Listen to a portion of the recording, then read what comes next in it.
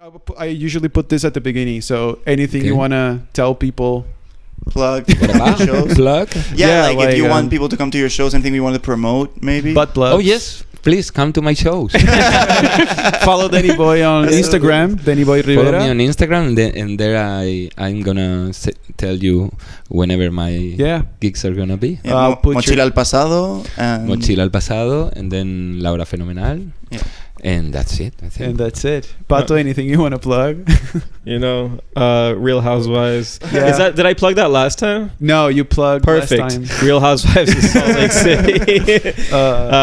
Thanks for coming on. It's been a real pleasure. Wait, Victor, Thanks anything you want guys. to plug? We're going in circles. We're We're doing rounds of plugs. That's the rounds. No, come check out my show, Bini Bidi Victors, whenever we get dates. Yeah. And that's about it. Anything you want to plug? I love it. Right? Bini Bini Victors. Thank you. That's I do it with another show. guy that the name is Victor. Yeah. So we were thinking about a name and that came up. Yeah. That is a great show. Go Instagram to it's on my Victor's. Instagram. I'll put everything on the description. And for me, go listen to my new album. I recorded a That's true. funny rap album. No, I thought album of music. Yeah, album of music. Yeah, funny rap songs. It's in my Instagram page. Oh. Yeah, Garga's World. Are you serious? Yeah. You do hip hop. Yeah. Yeah, he's a rapper. It's hilarious. Yeah. Okay. Great. Do that. And dude, again, Pato was saying before, thank you so much for Yeah, this it's is a been a pleasure, huge man. deal Yeah. for Thanks. us. Thank you. We're so happy about this. And yeah, bye. It was a motherfuckers. pleasure. See you in the next one. Goodbye. Like we start. Yeah. And so for the audio and video. Can that clap be the clap? Oh, it's recording. Yeah, and here too. Recording? No, Yeah. Okay, clap again. Okay. 1, 2, 3. Oh no, let me do it closer to the mic. Yeah. 1, 2, 3. Isn't that too low for the camera? I think it's fine. I think you get it. You have 3 claps to choose from. Yeah, no, it's fine. Second round intro. Yeah, baby. Yeah, it is weird. Yeah, it's hard for me to not I don't want to waste conversations outside the podcast. I've been quiet. No, whenever yeah, we're not. when first time you came here, we were like having a good conversation in the kitchen. Yeah. And you were like, save this for the pod. And I was like, dude, this is like the only profession where you have to have fun at a designated time. It's like, no, wait till we have the mic on to have a conversation. Yeah, But I'm a bit nerdy with that stuff. No, I get it. Not nerdy. Like I said, I literally had panic attacks. I had a panic attack once going to Bernabeu to watch the Champions League. Whenever they give the trophy to the winning team. Yeah. I was going there and my body physically was like, "Why are you going there?" And I had a panic attack on the metro. The trophy's not even for you. You fucking No, it's hard to have fun. Also, the fact that we just had a podcast like 2 days ago, not a lot has happened in between. Yeah, we had a good conversation about asbestos. Let's not do that again. No, I actually saw something. Oh, okay. Shit. Hold up. Yep. Mic problems. Insert it. That's right. But yeah, I was going down this big street, and there were 2 guys next to me. I didn't know them, and we were like walking at the same pace. And then one of them like trips, and he turns around like really mad. And he goes, "Dude, what the fuck? Why'd you trip me over for?" Yeah. And I turned around too to see who it was, and this guy goes, "I'm sorry." And it was this guy with like a huge like disability, and he was like kind of walking weird like this. And the guy who turned goes, "No, I'm sorry, okay. I'm the dick." And then like, dude, like, why would you turn around like that? So pissed off. It was just like a little tap. Like it wasn't like somebody kicked you in the nuts. There are people who are too mad. Like I saw the other day. People are stressed out in Madrid. Stressed out. My neighborhood is super relaxed. There's not a lot of cars, and this car was like waiting on the red sign and sign, whatever. Yeah. And there were a bunch of kids. So the sign turned green, and there are a bunch of like small children, like 80-year-old group of children. They crossed the street when the sign was already green. Yeah. And the guy got so mad at the kids, but it was for just like a fraction of a second. He like, bah, bah, and I was like, Jesus, dude, they're 8 years old, Relax a little bit. Yeah, some people just have a lot of pent up anger. I've been watching, which leads me to, I've been watching a lot of Real Housewives of Salt Lake City. Have you guys ever checked out one of these shows? Salt Lake City, I know of Utah, it. Mormon wives? Yeah, well, they're bad Mormons. They're like, one of them owns a tequila company. Yeah. and they have a lot of pent up anger and stress. Like, it's ridiculous. One person can't speak or have a normal conversation. Jen Shaw, for any fans out there, without like her crying and screaming. Are they all the wives of the same guy?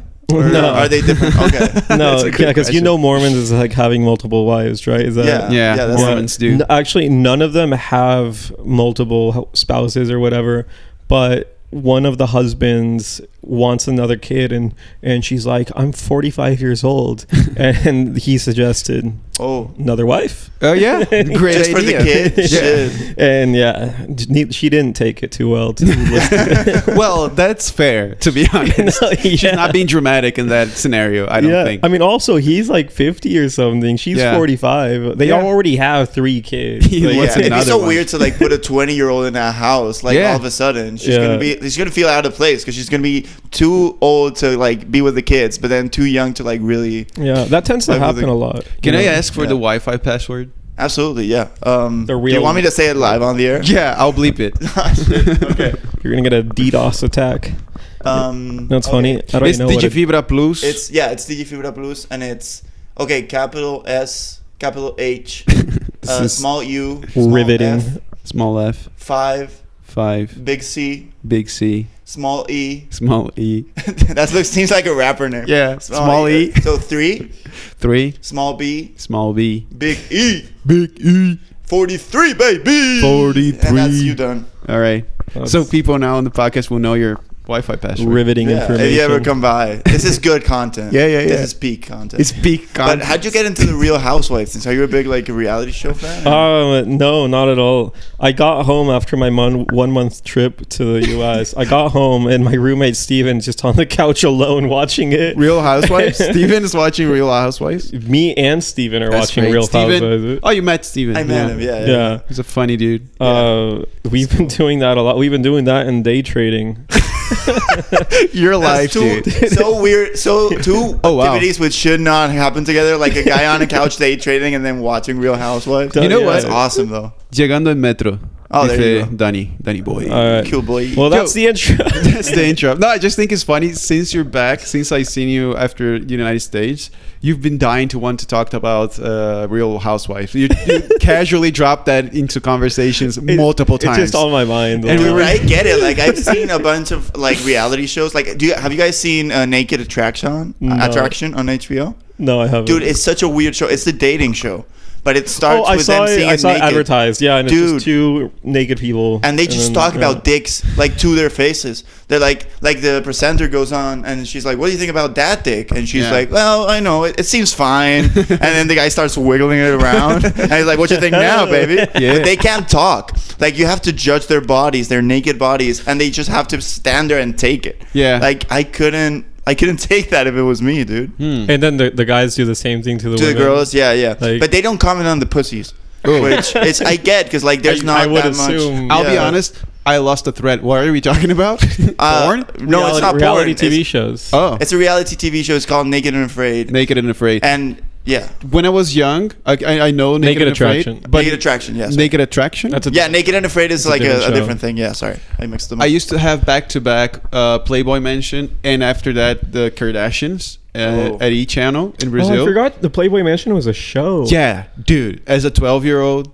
With free access to the television, that chunk of the day was like you were just so hard all the time. Yeah. Horny time for me, for young Gabriel in his bedroom. Pumping all the pillows. I'm like, yes, dude, Playboy Mansion. And I used to hate because it was so much about them and not about them being naked.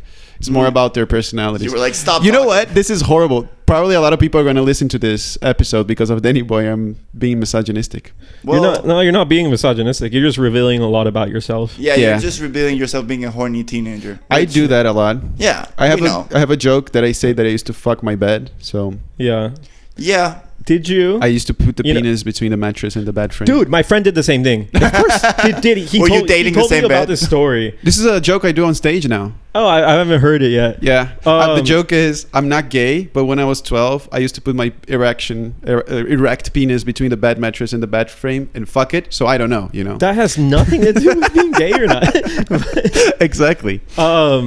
Jesus. My friend told me his story because we were like sharing like the weirdest ways we've tried to like masturbate And my friend comes up with the mattress story. And did you do this? Did you put plastic between the mattresses? No. Shit. I raw dog it. That's no condom. Wild. Your mattress is so pregnant now. Yeah. We had pillows. Yeah, little pillows. Dude, I heard one time a guy in my school who did the pomegranate thing, where he cut it in half, put it in the microwave. Oh wait, is that the and then famous, fucked it. the famous black lady that's like did the? I'm gonna show you how to suck that's the a dick. technique. That's the thing where she's like, "This is the pomegranate technique," and she starts going. It's wild. No. Yeah, no, but this guy's the guy who like cut like a fruit in half, put it in the microwave so it was warm and like squishy. Yeah. And then full on like, have you seen Call Me by Your Name? I haven't actually. No. Well, you know, there's this famous scene where he fucks Peach, I think it is. Okay. And then he comes inside the peach. Oh, and then beautiful. Arnie Hammer eats the peach with a cum. Yeah. Baller move. Anyway, yeah. And then he like That's said, "I'm gonna eat your toast next." He's a cannibal. Really? You haven't heard about it? Army Hammer. Yeah. Arnie Hammer was texting girls, and he's like, "Oh, I want to bite your feet off, and then I Whoa. want to come in the." I don't know. He like fell off the map. Oh, yeah. I remember Hard. he just like lost his like head for a little bit, and there was Arnie like Hammer. Yeah, but he was doing it to Hammer himself. time. Yeah, exactly. That's That how guy. Dude, I hope he says that every time he's having sex with someone. Hammer he just, time. like, goes in and he goes, "Hammer time." He just bites the leg of a person. Hammer time. Hammer time. Second episode, Victor motorboats Yeah, it's the a thing I do. microphone. I've realized. Joe, again, I'm. It's hitting me that we might have a lot of listeners, a lot more listeners on this episode. Yeah. So, what do you want to say to the people that came in just for Danny Boy? Don't Danny fuck Boy your is not couch. here yet. Yeah. Oh, he's not. Don't fuck your couch Yeah. or bed. Or bed. As long as there's consent, you know. Yeah. Then do that. Masturbation is natural and normal, and you shouldn't feel ashamed. Yeah. Unless you fuck your bed. 100%. Yep. I'd just say give. Oh. Hey. Danny Boy. Well, save. Okay, we're gonna pause it, and Danny Boy will be here in a second. I put the song on, but it's fine. It's gonna fade out. We have. And we're recording too, by the way, the video. Yeah, this is yours. Hey, I forgot to mention. it sounds bad on my headphones. Really? Yeah. Probably just adjust the jack because there's so many outputs right now. This is the second episode. Oh, There's so many cables. Yeah, there's so much stuff. So, dude, Danny Boy. This is Danny so exciting for Boy-Rivera, us. he's here. He made it. You made it. very pleased to be here. Yeah, pleased to have you. Yeah. So for everyone who doesn't know, we're going to introduce our guest. Danny Boy-Rivera, stand-up comedian in Madrid. You've been doing it for a long time now, right? How much? Quite a long time. Yes. Fucking long time. I was in college when I began. Really? Because And now I'm 43, so Oh, wow. Wow, with the kid and everything. Yeah, full-grown So man. 5 years ago. Nice. Shit, yeah. because it was a long Yeah. journey in college. Yeah, it took him a long time to fucking graduate. He's like, dude, math is so hard. I don't see how people do it. Because you started out studying biology, right? You didn't study anything to Yes. do with Really? I really wanted to be a biologist. like. Oh. And I actually was one. I Oh, really? worked as a biologist As a in biologist? a laboratory. Oh shit, That's physique? crazy. Like Yes. a big. We have to test samples Yeah. of food. Yeah. Just to know is if this they not are what- okay for Oh, food consuming. safety. Oh, Yes. Do you know Shit, who safety. Paco Triste is, by any chance? Yeah, This I is was exactly thinking- what Paco Triste did, right? You know, and Paco kind of looks like him too. Ah. He's another comedian. Yeah, he's a really. So it's funny normal in comedy. comedian. That's You the started the pipeline. trend. Yeah. No, but Paco Triste is one of our favorite comedians in the scene. He's up and coming. He's been doing for like a couple of years, and he's really good. And he's also a lab technician. Well, he's studying to be a lab technician, not biologist, but he's Okay. also doing similar things. Okay. Yeah. But anyways, I don't know why. This is the first video that we have the camera. Oh, we didn't clap, Pato. You want to We clap? can still clap. You can still clap. Clap, go for it. He's really excited. Let me use your mic. Oh, no, just put it here. All right, there you go. There we go. Now. Synchronized. So, yeah, as you can see, dude, this is crazy that you're here. Why did you say yes to this? Because it's interesting. Really? Yes, I Yeah. know him. Yeah. We met a couple And times. I kind of know you. You kind of know me. Yeah. And no. Nice to meet you. This is Pato. And it's interesting, and I need to sometimes speak in English because I'm forgetting it. Yeah, you want to also like, I You've do been stand-up doing, comedy in English. yeah, Very, very little. But you do, like, when you did, I saw you at Victor's show. I don't know, remember. Oh, Victor had a show in Gran Via, and you came by and you did like you closed the show. And it was in La Nueva Troje. Yeah, exactly. La Nueva Troje. Yeah. And dude, it fucking blew my mind because I kind of already knew who you were. I'm from Brazil, so I don't know a lot about the Spanish scene. And I remember like seeing your videos on YouTube or whatever. And then it hit me, oh shit, he's going to be at Victor's show. Yeah. Again, why are you coming to this fucking small ass shows? Well, first of all, we are kind of brothers because I'm from Galicia. Really? From Brazil. So we are cousins of Portugal, both of. I watched Asbestas. I watched Asbestas yesterday and it freaked me the fuck out. Because it happened. Really? It's a real story? It's a real story. Yeah, but they were Dutch instead of French, right? That was the only change they did. Some changes, but they wanted to make it more realistic. That woman still lives in Galicia. That's what freaks me out because she didn't leave. She's still there in that town, surrounded by people who probably killed his husband. Oh, that bums me out. I watched it yesterday. Literally yesterday before going to bed. The last week we were trying to buy houses. We're looking for houses to buy here in Spain. And as an immigrant, I was always worried, like, what do Spaniards gonna? Then I watched. You're looking for buying. Yeah. You're rich. No, dude. He's a gentrifier for sure. Yeah. For people younger than 35, they can finance your house for 100%. Oh, okay. Which is crazy. Yeah. This is not interesting. I'm too late for that. Yeah, you kind of get on lit. This is turning into a financial advice podcast. Like, if you have a house, if you need it, you can take it. But okay, for anybody who doesn't know, Asbestas is a movie about a French couple that moves to Galicia, and people in the village who were from the village, they want to sell it off to a promoter of like windmills, I remember. And the French people don't want to sell. They're like, no, we want to live this idyllic life here. And everybody who grew up in the village, like, fuck you, sell it. We need money. We need the money. And then, which is also a good point. Like, it's not good. Like, but I think it's a balanced argument. But then they kill the guy, and then it's like, okay, then you lost the argument.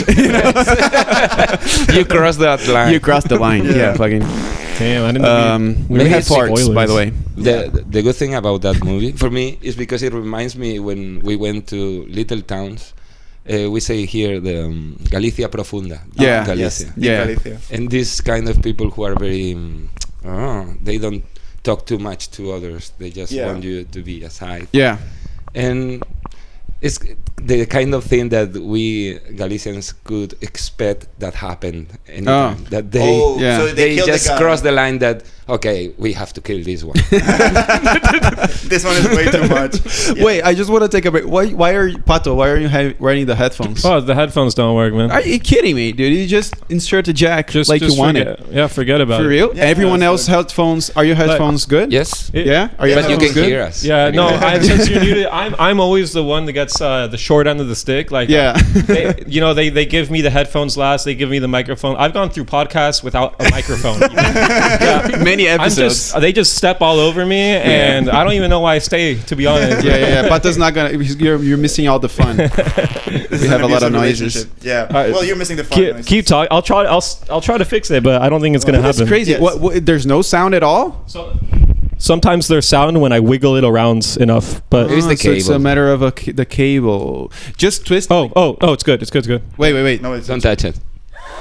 Yeah, no, I can. Okay. All right. Let's go. Let's get it. So, how'd you pivot from studying biology to doing stand-up? Were you doing stand-up when you were studying, or? While I was studying, there was like a competition of stand-up comedy, and in Madrid, by the way. In La Coruña. A Coruña, really? La Coruña University. Oh, but it was just very amateur contest, like students. Yeah. And I was in theater. How do you say? Cool. Theater classes. Una compañía de teatro. Oh theater company. Theater company, literally, yeah. Very amateur too. Yeah. And my teacher said, I told him about the contest, and he said, you should do that. I don't write jokes, but you should try. And then I went to the contest. I won the contest. Oh shit! First time that I did a stand-up, I came with a trophy. And then I said, this is gonna be good for me. And then I continue because in the contest the audience were the parents of the people who were. Of course. Yeah. But some of them, they have clubs. Maybe they own a club, and then oh, you won the contest. Come to my club. And do so he gave you a name and do the gig that I have seen. Dude, that just goes to show when you're good at something, things will work out. You know? I don't know, but it just we're naturally good. I began to do ¿cómo se dice? Sustituciones. Substitute. Yeah. Substitute. Yeah. To people who came from Madrid and suddenly, I cannot go. Is there anyone there who can substitute me? Yeah. And then I went. Then they began to give me gigs outside of Galicia, little by little. Nice. Yeah. And then I was in the laboratory. Yeah. Saying I don't have time for both of them. Yeah. Because sometimes it was like in the laboratory and then go to Valladolid. And the experiment is still going. But how long did it take from like winning the competition to really like, oh, this could be a profession for me? Like years. Yes, because maybe the first years it was like 3 gigs in a year. Oh shit. Or 4. Yeah. Months without doing a gig. Yeah. It was just like a hobby. Yeah. But then it began to work well for me. Yeah. And then I said, okay, I earn the same money. More in or the less. Laboratory and I'm losing a lot of money in gigs because I can't go. You need to travel. You need to dislocate. There was this guy. His name was Ramon Guama, who's a comedian, who said you should jump. You're good enough. You should go for leave the laboratory. He encouraged you. He was like, yes. And we don't need scientists. we don't need scientists. Yeah, we're doing great in Spain. To be fair, comedians are like taking the place of scientists now with podcasts and that shit. They shouldn't. It's a joke. Yeah. Some people are like, I heard this on a podcast. Yeah, you should eat chocolate to not get pregnant, and you're like, yeah, sure. 100%. Yo, can you check if it's the recording is going? Yeah, absolutely. I got a little bit scared. Sorry, because I don't want to miss any detail of this episode. No, yeah, we're getting the full Danny Boy experience. Don't worry, man. Yeah. Okay. Right, so this guy tells you you're good enough, take the jump, and you move to Madrid, or what's the move? At the first time, I stayed in Coruña and I was traveling, but it was so hard when you imagine a gig in Murcia and from Galicia is like a 1-day trip. And then I said I have to move to Madrid. I went there. I had another job because I didn't have money enough to move to a house. It's not as consistent as well, right? So I have to jump twice from the work. But then you're like playing hopscotch. You're like, yes. And then I met the people from Paramount Comedy. Oh shit! I remember that. Comedy Central. Yeah. There was this guy named Salomon who was a comedian. Now he's in Corta el Cabre Rojo. No, I've seen him. And he said you should tape your show and give it to Comedy Central, Paramount Comedy. Yeah, like sell it. I gave it to them, and then they say, "Oh, you're gonna record this like in 2 months." Really? Cool.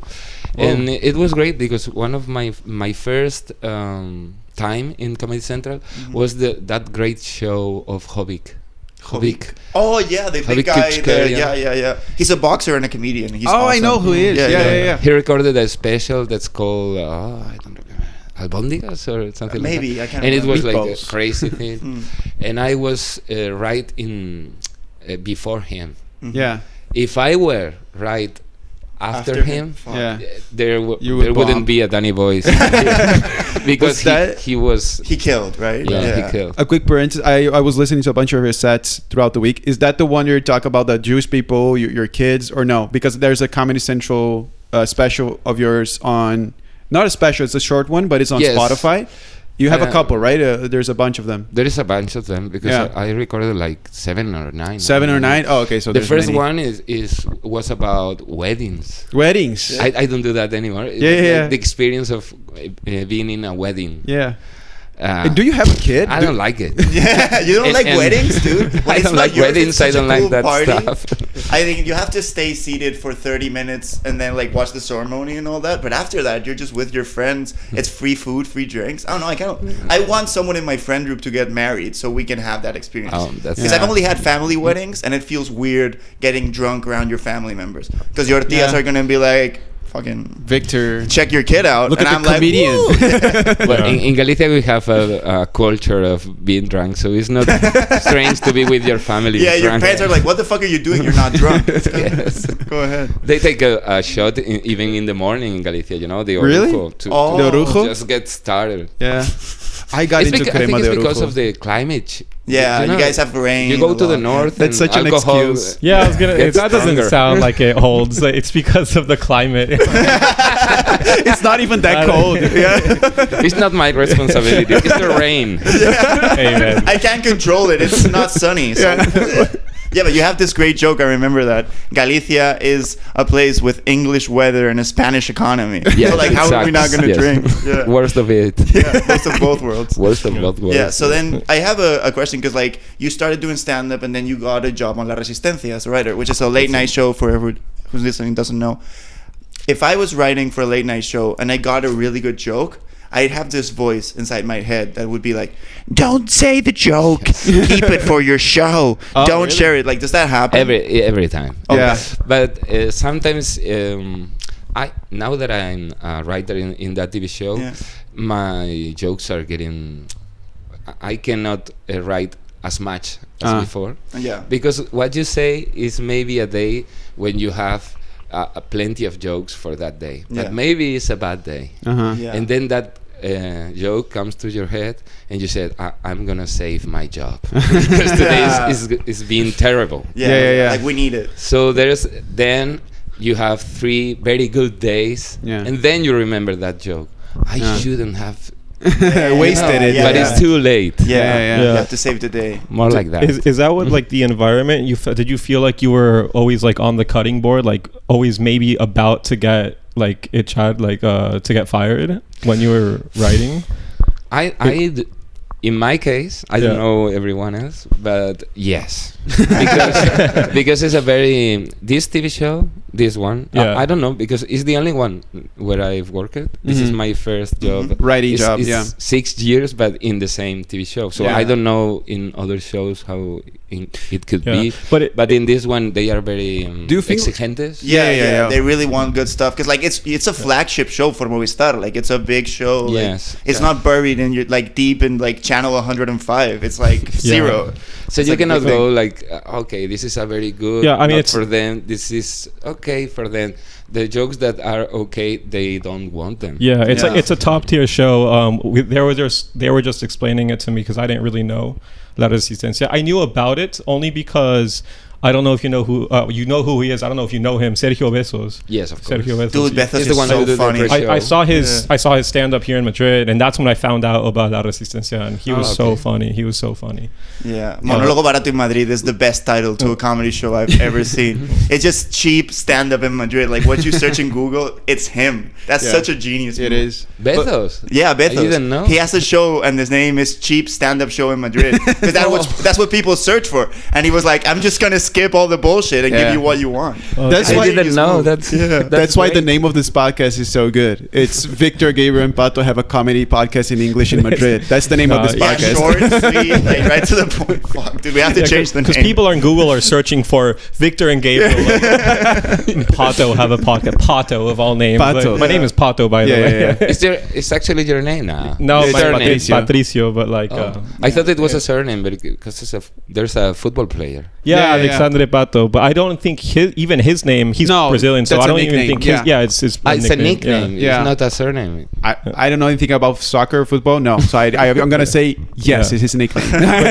I hated that he like always got injured and now is retired because he was the easiest person I can be like Alexandre Pato. And everyone would be like But now. But Pato means Pato in Brazil. Yeah, it's the same word. Yeah. Actually, we had a Venezuelan comedian who said that in Venezuela when you call someone Pato, it means gay. Because it means he has plumas. Gay. Yeah. He has a lot of plumas, so he's a Pato. Yeah, it's a long walk. So again, it works with your. So the thing here that I want to know is how do you think La Resistencia changed from when you started to now? Did it change? Do you feel like it's a little bit more hard to write good jokes because it's in the zeitgeist so much nowadays? Like it's everywhere, right? So there's a lot of eyes to it. I joined the La Resistencia in the second year. Yeah. Okay? First year they did the format, so I don't change. Yeah, of course. I just added to it. Yeah, you added just to it. Yeah. But I would like to think that I do some apport. Yeah. But not like change it. And because we are 8 writers. Yeah.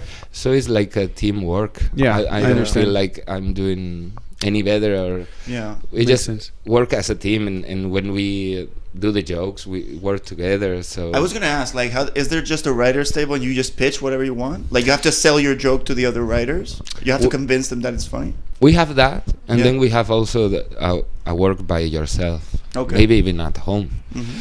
But when we think about the things that are gonna happen, not the jokes, but things that are gonna happen in the show, like interactions or the surprises, that's what we do in as a team, and those I think are the things that make this TV show so good. Yeah, of course. The things that we do as a team, not the things that we do on our own. Isolated. And Broncano uses everything that you guys write, or does he go a little improvised? No, like 0.001%. Oh shit! Yes, with the jokes just in case he needs them. Of course, but usually he doesn't need. He goes off script. What was Broncano before? Was a comedian as well? Yeah, stand-up. Stand-up as well. Buenafuente. So Buenafuente is like the grandfather of late night. Buenafuente, for everybody who's listened to the podcast doesn't know. And he started the first late night with La Sexta en el Terrat, which is a TV show and a production company. And then Berto Romero came after him. He's another great comedian, one of my favorites. And Broncano came after those two. So he's kind of like a third generation now, like late night host. Yeah, and he's Berto's fucking incredible. Berto's one of the best comedians I've ever seen. Mind blowing, dude.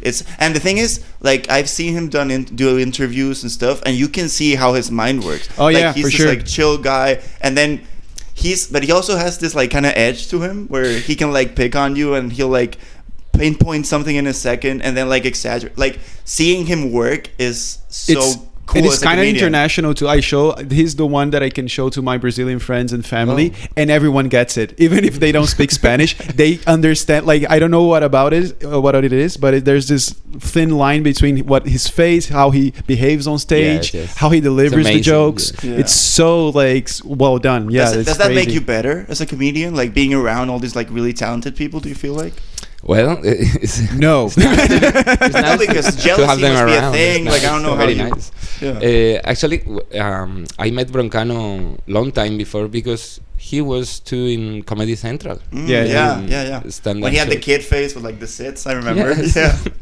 So I met him a long time ago, and I don't know, maybe all of that generation in Comedy Central, we all learn from each other. Yeah, of course. Yes. That's, I want to lightly move to the English stand-up scene and why are you doing it? First, because I think you already have a life set in Spanish, right? I think you're good. Do you have the interest to do like English stand-up around Europe, or do you have any plans with the English stand-up, or is it more just like an exercise to make yourself better in Spanish, or you're just figuring it out as you go? Because for the listeners, so Danny's been doing like English sets around the city, right? So I want to know, a little bit, why did you... Gabriel just wants to know what you're doing here. Like, he still can't believe you're here. He's like, dude, what the fuck? Why are you here? What the fuck? Dude, I started stand-up 6 months ago. This is fucking ridiculous that you're here, dude. I swear to God. You were in the States, right? I remember we talked at my show, and you did some time in the States.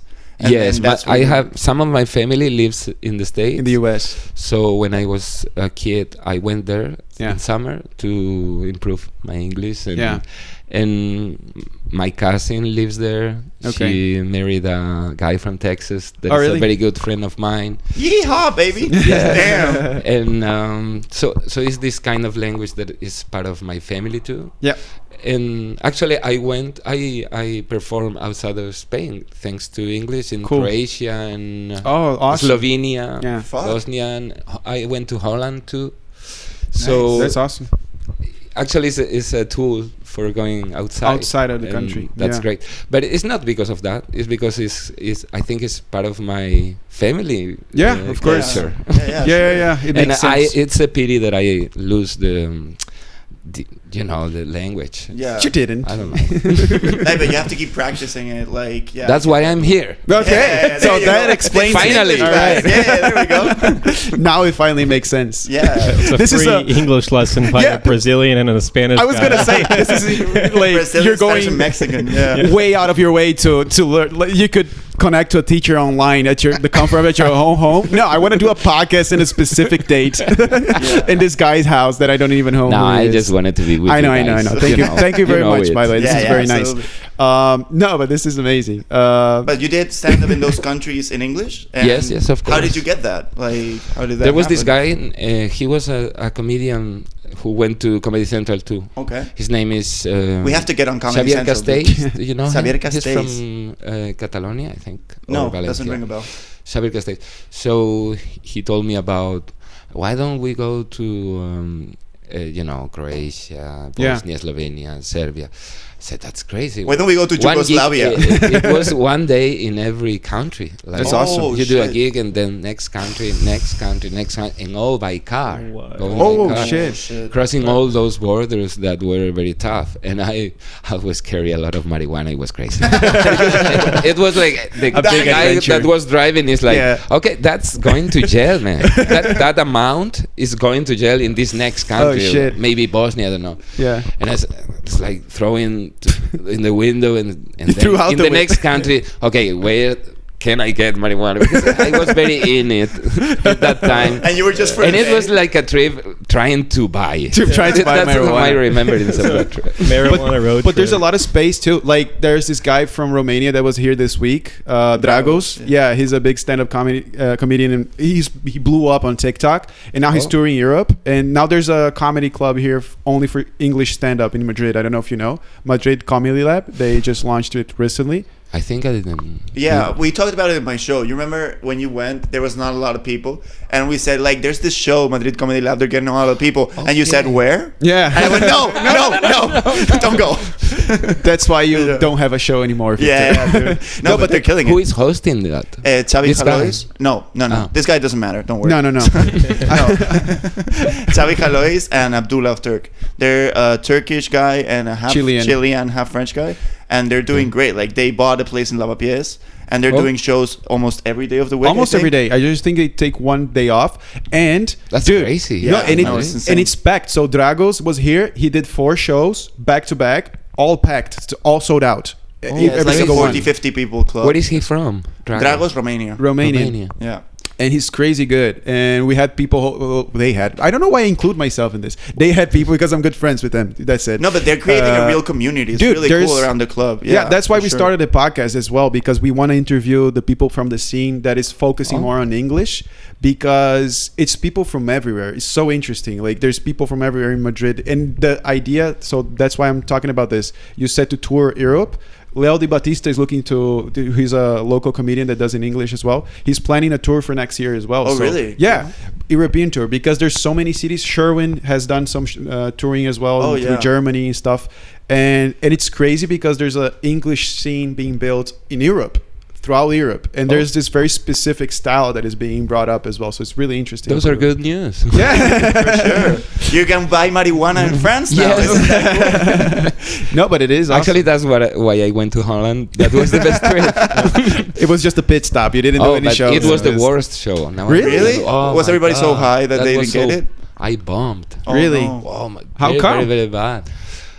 Oh man, it was crazy. It was like a crazy man who was talking, and people were like, "What is this guy doing here?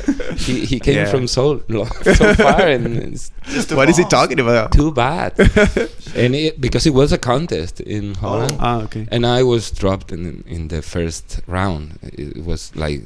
Really? But the guy who went with me, that was from Spain, he won the contest. Oh, really? And so in the final, he said, okay, the other guys are so bad. so bad. He was so confident that he was going to win. Yeah. Then he said, we should buy mushrooms. And I think I can win even on mushrooms. Dude. And he did. Yes. And I think he take some of them. Yeah. But then after his gig, he ate with me all of them. And after the final, they gave him the trophy. Yeah. And I went to the stage and began to like fight with him. For the trophy? And people there were like, okay, he's the winner. And he was very, very... That was crazy. That's awesome. Later on, we were trying in the hotel it was a girl. The girl who owned all of the contests and everything, she came to the hotel and watched us in the floor with the hands trying to, these machines that are with chocolates. The vending machine that you were trying to get in. Crawling inside a vending machine. Congratulations for the win. Oh, where are the comedians? I want to take a picture, and it just cuts to you trying to in the floor trying to get some candy. No money prize, I assume. Wow. It was hilarious. Nice trip. Yeah, but I bombed. Nice trip. We're still talking about Amsterdam or the mushrooms. Cool. Yeah, man. Exactly. No, I actually went to Amsterdam too, and I was really wanting to buy weed in like one of the cafes. Yeah. And we got there late. It was like 12:30. We leave everything in the hostel and we run to one of the cafes. And we get there and it's like 2 minutes past 1 in the morning. And I go to the I didn't know this. And I go to the girl at the bar. I'm like, I'm really nervous. I don't know how to do these, but can I please get some weed? And she goes, no. And I go, fuck, I fucked it up. I knew you have to have like a code or something. And then I asked, like, why not? Why did I say something wrong? Did you have to have a code? And she goes, no, we stopped selling weed at 1 a.m. And it was 2 minutes past 1, so I just missed it. And I was like, dude, fuck, what am I gonna do now? How do I get weed? And I'm so pissed. I go out of the bar and there's like, I'm not exaggerating, like 5 people going, weed, we're selling weed. You guys skip the time, we have weed now. And it was just guys selling weed for everybody who was in that situation. That it was right after 1 a.m. and they wanted weed. There's a whole economy there. Yeah, exactly. There's like whole people that know there's tourists going like, fuck, 1 a.m. And I bought like a gram of weed for like 25 euros, something crazy like that. Wow. Which is insane price for Amsterdam. Dude, you were like really fiending for weed at 1 in the morning. Like, you could have just waited a little. I know, but I was really excited. Well, also what I like about weed, it teaches you a lot about supply and demand, and grams, and and the metric system. The metric system. Oh yeah, for Americans that's useful, I imagine. American stoners are the most European you'll ever find. They'll know all about grams and ounces and shit. That's why not ounces. No. If somebody does the conversion of gram to ounces really quick, you know they smoke weed. Exactly. They're like, how much is an ounce? They're like 28. You're like, stoner. That's why comedians are taking the place of. Correct. Yeah, no, I know. I was in Canada for like a year, and the only people who knew metric to Imperial were stoners. But you can buy weed in Canada? It's legal. Like it's legal. Yeah. They passed it like 5 years ago. Next gig. Next road trip, Actually, Canada has a great comedy scene. Oh, yeah. I started doing it there. The Montreal thing. Yeah, just for laughs. Yeah. Yucks. We've been through this. We actually talked this in the last podcast because Gabriel's a real big fan of Norm Macdonald. I don't know if you know him. I don't know. No, what? Norm Macdonald. Norm Macdonald. That's a good one. He's one of the greats. Like for real. He died. And he had like a very specific style, which is something like. So he was one of those comedians that would only do what he found funny, even if like people in the crowd were like, no. Yeah. I remember. Do you know the O.J. Simpson case? Yes. Yeah. Of course. So he was on SNL when the O.J. Simpson was happening, and he was just going in on O.J. Simpson the whole time. And the director of SNL was a big friend of O.J. Simpson, and he was like, if you keep doing these jokes, you're off the show. Yeah. And after he got the warning, next show, he starts off with, they just acquitted O.J. Simpson, and he starts off with, this Justine, murder is now legal in Los Angeles. Yeah. And it's like, and he got fired, like the whole thing, but he was he stuck to his guns. He was like, maybe he's got specials in Netflix. Yeah, for sure. So maybe I know him, but I don't know. Do you watch a lot of specials? Yes, a lot of them. But I don't remember all of the names of it. Yeah, there's a lot now. Because of the weed too. I was trying to save you. So maybe I know him. I don't know. This is a question we ask to everyone. What is your inspiration in comedy? What did you grow up listening to? Mostly Spanish comedy or American comedy, British? Who are some of your goats? My goats, Dave Chappelle. Okay, but the very very big one, because it was that time, Bill Hicks. Fuck. I watched a show of that guy. I thought, okay, this is not all about jokes. It can be something more. And that's when I think that's the time when I thought I want to do this the rest of my life. Because before of that it was okay, that guy's funny, or that set is okay, but then I watched this guy and it's like, oh man, this guy is trying to change the people in the show. And yeah, that would be my Bill one. Hicks. But then, of course, because I'm very old, I can tell you it was Chris Rock or Dave Chappelle. Oh shit! And I don't remember. This guy, Reagan, Joe Reagan. Or yeah. Brian Regan. Brian Reagan. I thought you were gonna say Reagan, the U.S. president. And I was what? I really Ronald Reagan. Yeah, Ronald Reagan is a great influence. Fucking great. Yeah, the way he privatized everything, that's hilarious. My favorite comedian is Trump. I don't remember, but there was this. Most of them from the States. Yeah, that really? you can find in YouTube or. Yeah. And some ones from Spain too. Ignacio Farray and Luis Álvaro. Yeah, wow, I love Luis Álvaro, dude. Those ones. Yeah. When I went to Comedy Central, and it was like, oh, there are very, very good comedians here. There's crazy good. I haven't heard before because I didn't watch too much comedy in Spanish at the first time.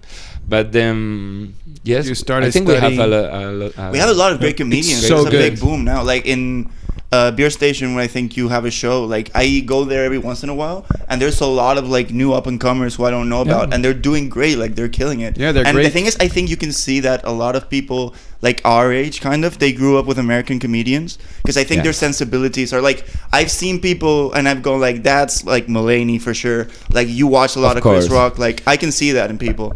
Like you can tell that I'm a big Shane Gillis fan. Yeah, like the sure. way, like I saw a video of mine recently, and I'm like doing this thing that Gillis does the entire time, and it's like I'm not even like conscious of it, but I watched him so much that you just kind of like pick it up because like I'm like I want to feel like I'm confident on stage, and the way I'm doing that now is kind of like imitating people who I think look comfortable on stage. Yeah, and it's not really conscious. Like I don't know if this happens to you or you when you're writing, but like sometimes I'll write a joke. And it's just my version of a joke I really like, and I don't even realize it. Yeah, like I have this joke now that I'm working on about a police officer who was giving a drug talk in our school, and it ended up just being him teaching us how to do drugs because he was like, "This is cocaine. You can snort it, or if you can't snort it, you can put foil and burn it." And it was like we're taking notes, like, "Oh shit, there's so many ways to do cocaine."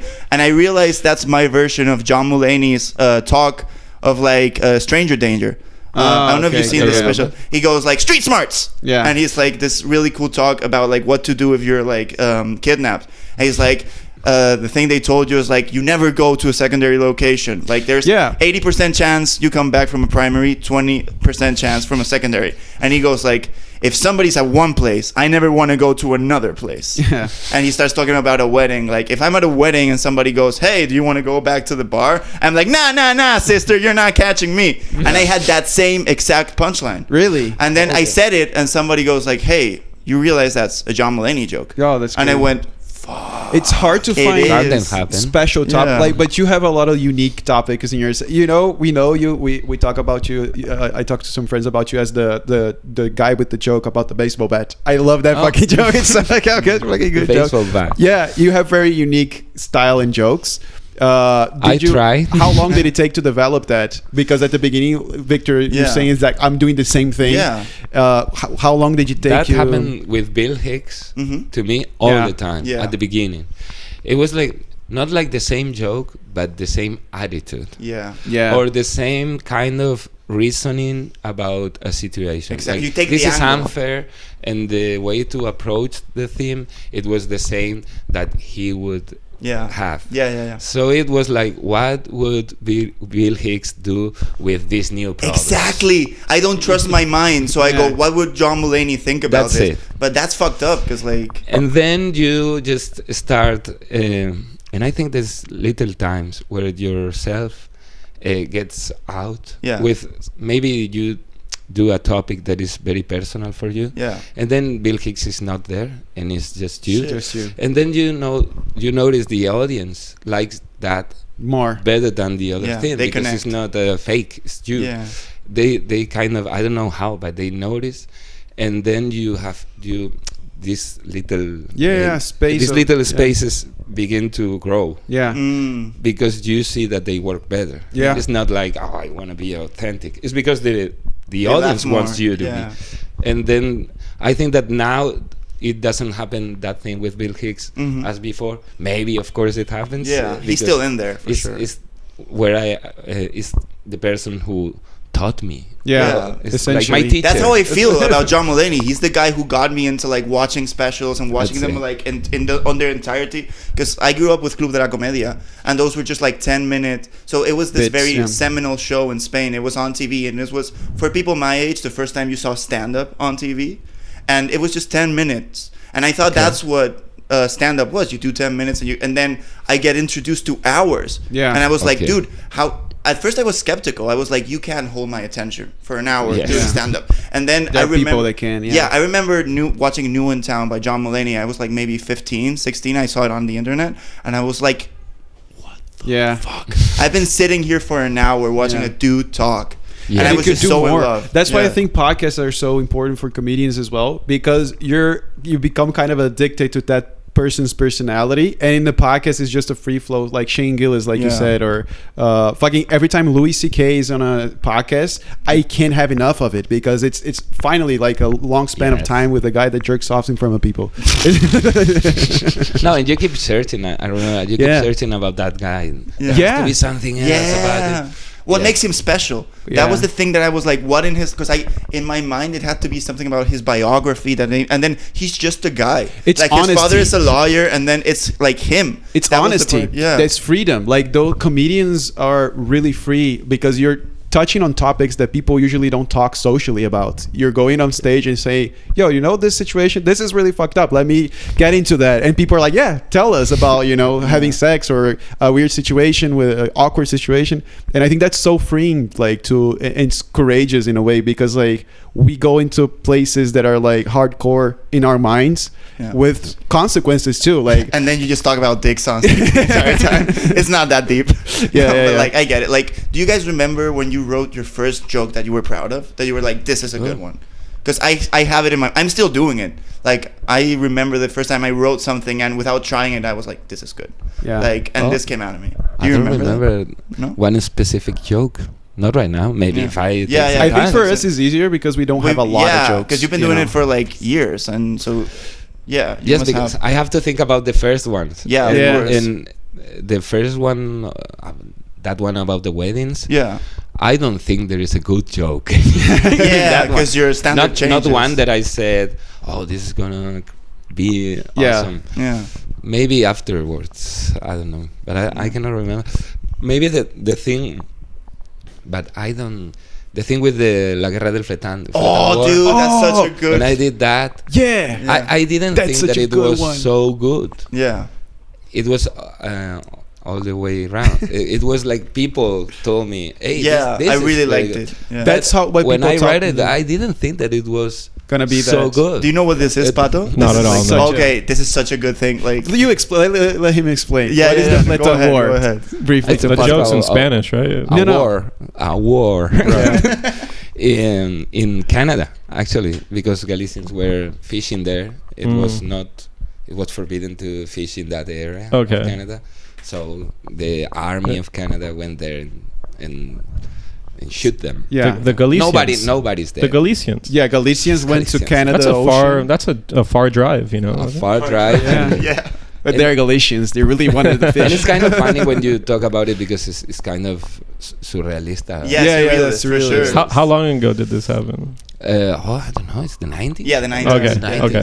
The 90s. But it's not ancient times. It was the European Union. Like, that was a big thing. Like, if they fucked up, like, it was war with Europe. No, I was imagining either people on like boats and like Viking boats or something like that, or I really lost. You know, I really needed the context. Okay, so they're in Canada 90s. Fishing. The 90s. They get shot. Okay. Yes, they get shot, and then Spain overreacted to that, so they sent a warship there. Okay, it's kind of like it escalated. They just sent it there to be like, what up? Like, what hey, up? Yeah, this is our warship, by the way. Yeah, do you like it? Like, honestly, you guys who listen to this should just watch that special. It's on YouTube, right? Yes, it's on Sigma. It's on the webpage of it's your other specials. Phi Beta Lambda. Phi Beta Lambda. Yeah. Go watch that show, because I watched that during work with my colleagues from work, because I mentioned that I met you at a show, and they're like, oh, you know the War of Fletán? And I'm like, no, I don't know what that is. And then we just sat watching that during our work hours at our job, which is some people get angry people who are family of the guys, they wrote me and said, you shouldn't be talking about this because this is so serious. Yeah. There were shots, and I said, nobody died. Nobody. And no, you cannot. And I said, man, there was this guy Gila doing jokes about the Civil War. Yeah. And you're complaining about a war with anyone dead. With Canada, the nicest country in the world. Like, they probably shot them. They were like, sorry. Sorry. We have to do this. But then the really funny part is like the Galicians pretended they didn't know English, I think. And then like once they got shot, like all of a sudden they spoke perfect English. That's a hilarious. That's a great bit for sure, and it's funny too. Maybe it's the one that worked the best for you because you're really into history, right? You're like a history buff. I like it, but now I don't do it in my show. History stuff, because there is people who come to see my show. They don't. They know this joke, this part of the. Oh no, for sure. You need to evolve. Yeah. And then it's like I'm not gonna do it, and there's a long time. Sometimes the guy who paid me for the gig, he says, please do this. Play the hits. Please do that thing. Yeah. And because I don't do it a lot of times, now it's hard for me to do it because I don't remember the jokes. Right. I would have to watch it and then that's the one, because I stopped doing it because for me in comedy the surprise is important. So important. When they don't know the jokes. And this is like, okay, when I begin to do it in the audience, I see people doing this is the one. Honestly, and that's not good, like when the first licks of a song come on and you're like, oh, satisfaction. Do you guys think when you guys go see a very big comedian, do you want him to do new stuff or play the hits? I was gonna say that. New stuff every single time. Always that's it. But that's the type of fans. That's the type of people I want to watch me. Like, if I could choose audiences, I would prefer people that want me to experiment with new stuff. You know, people who are going just to see you, it's probably because of the wrong reasons. You know what I mean? Like, if they want to, do that joke again. Like, I'm not a monkey, you know. No, and because it's not like music that you can play the song. It's more like because comedy is not like music. It's more like terror or horror. Horror. And the surprise is very important. So it's like, I'm gonna watch again that horror movie, and I wanna see the scene when it's gonna come from there, and it's it loses everything. It loses the tension. You should be tense when you're in a comedy show, for sure. That's it. Because I remember, do you guys know this thing, Talking Funny? It was a thing that I was thinking about the same video, Louis C.K., Seinfeld, Chris Rock. That famous interview. Or the interview, like the famous conversation. And Ricky Gervais. And Seinfeld is in that conversation, and he's like, I want comedians to play the hits. And I'm like, dude, what the fuck are you on about? And he's like, if I go to a big show, I want him to do the jokes I like. And then it's like, you're just gonna end up seeing the same joke for 30 years and never like evolve. And like jokes, I feel like they have a very short expiry date. Like a joke you write in a year, they're very changed. The side fragile. Fragile for sure. Yes, they are. But engineering good jokes, it also makes them go longer. You know what I mean? So they're like, I think the war joke that you do, it's good because in any circumstance, you can tell that joke in any period of time is gonna be funny. You know? Okay. Yeah. Thank you.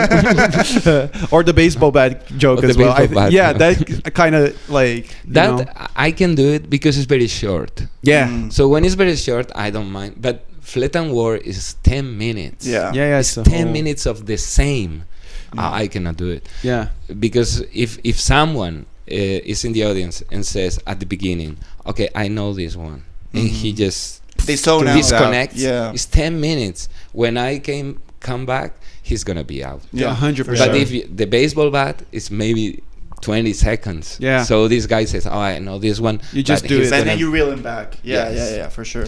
So I was just gonna mention Rafi Bastos came to Madrid. Rafi Bastos is a big international comedian from Brazil now. He came to Madrid and he's really big on TikTok, Instagram. So he publishes a lot of his jokes there. And I was so frustrated because half of his hour I saw everything multiple times on Instagram, and that was very like annoying to see. But that's the move now. That's what people do. Like a really good Spanish comedian, Miguel Campos, he just put out a special, and he's cutting it up in reels. And like I feel I've seen the special 2 times because I saw it when it came out on YouTube, and now I'm seeing it again on my feed. And I'm like, and the thing is, from the comments on the reels, a lot of people are just seeing it via the reels. Like nobody's watching the special, and it's a great. It sucks because it's a great special. Yes, and that's like how people consume comedy now. You don't publish a lot, right? You don't upload your stuff to social media, right? I don't do it. No. First of all, I'm very, ¿cómo se dice vago? Lazy. I'm a very lazy guy. ¿Cómo se dice vago? Yeah, that was great because he's being lazy about the word lazy. He's like, you talk for me. How is this called? See, yes, and all the thing about the subtitles and recorded and it's a lot. It's a lot. And then when I did it, it was not so good, the response. Oh, okay. It's like, it's okay. Yeah. But you don't need it, it's like, I don't know. Maybe if I were rich and I have this guy come with me, record me, and then do all of yourself. But I'm not rich, and I don't have time for that. I spend all of my day in an office writing jokes, then come home and watch myself, subtitle all the jokes that I know because I do it. It becomes excessive. Saturated. Yeah, I get how you get that. What do you do to disconnect from like writing jokes all the time and being like? That's it. Because that's my dream, but I imagine it can get tiring. Yes, that's the thing. That now I wrote, as I said before, very little jokes because when you go from Monday to Thursday writing jokes, then it's the weekend, and in the weekend I should write jokes for me. Yeah. But I prefer doing whatever. Yeah. Anything hasn't else to be anything with comedy. Yeah. So it's like watch you walk in the TV house or I don't know. Nobody be funny. Nobody do a joke. Your kid is trying to be funny. You're like, no, this is the weekend. I want to watch the Schindler List. And everyone quiet. The saddest thing ever. He's hiding behind corners and scaring his little kid. No. Yeah, fuck. Kind of like that. Yeah. I don't watch comedy in. Wow. I watch specials of comedians, but I don't watch comedy movies. For example, yeah. Like I prefer horror movies or sci-fi. I love horror movies. Yes, because it's all the week about it. Yeah, I need to stop. You need to stop. But good Enough question. jokes. Yeah. You have a family? What do you call a family? Yes, I have a family. I have a kid, but I have a family. No, I don't. I have a kid, but he's living with mom, my ex. With his mom. Yeah. Then I have a girlfriend. Okay. Then I have my mother, but she's separated from my father too. Okay. So I have a different spread out families.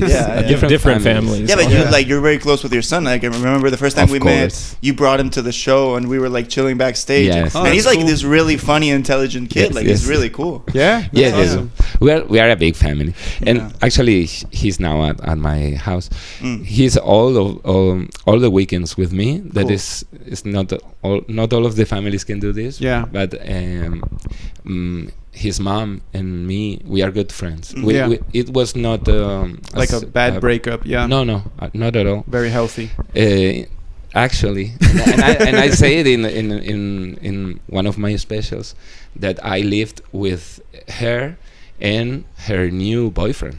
Oh, I remember this. This is so holy we shit. break. Yeah. She had a new boyfriend, and he came to live with us. Very Mormon of you. So it was us, the kid, her boyfriend. That's crazy.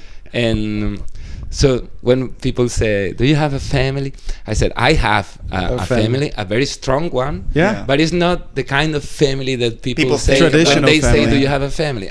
What comes to my mind is the typical family, Yeah, Nuclear like the family, nuclear the family kid, of yeah. But actually, it's very strong because of this kind of respect, and and we are all good very, very good friends. Like the difference, I think, is you're choosing to be a family. Like a lot of family, like I love my parents, but they're my parents. What the fuck am I gonna do? Like stop hanging out with them? But once you break up and you have like a dispersed family, you have to actually make an effort, which is a thing I've noticed. Like my family, what held us together was my grandma. That's when we all saw each other. My grandma passed away, and now we're like slowly breaking because like nobody's like maintaining the individual relationships. We were just organizing grandma's birthday, and then grandma's birthday was no more, and we're like, what the fuck? Year round, you're organizing grandma's birthday. But it is true. That is kind of inspiring because I think I feared because my parents are also divorced. I feared getting married, having children. I really wanted to, but I feared because I saw divorce as a failure.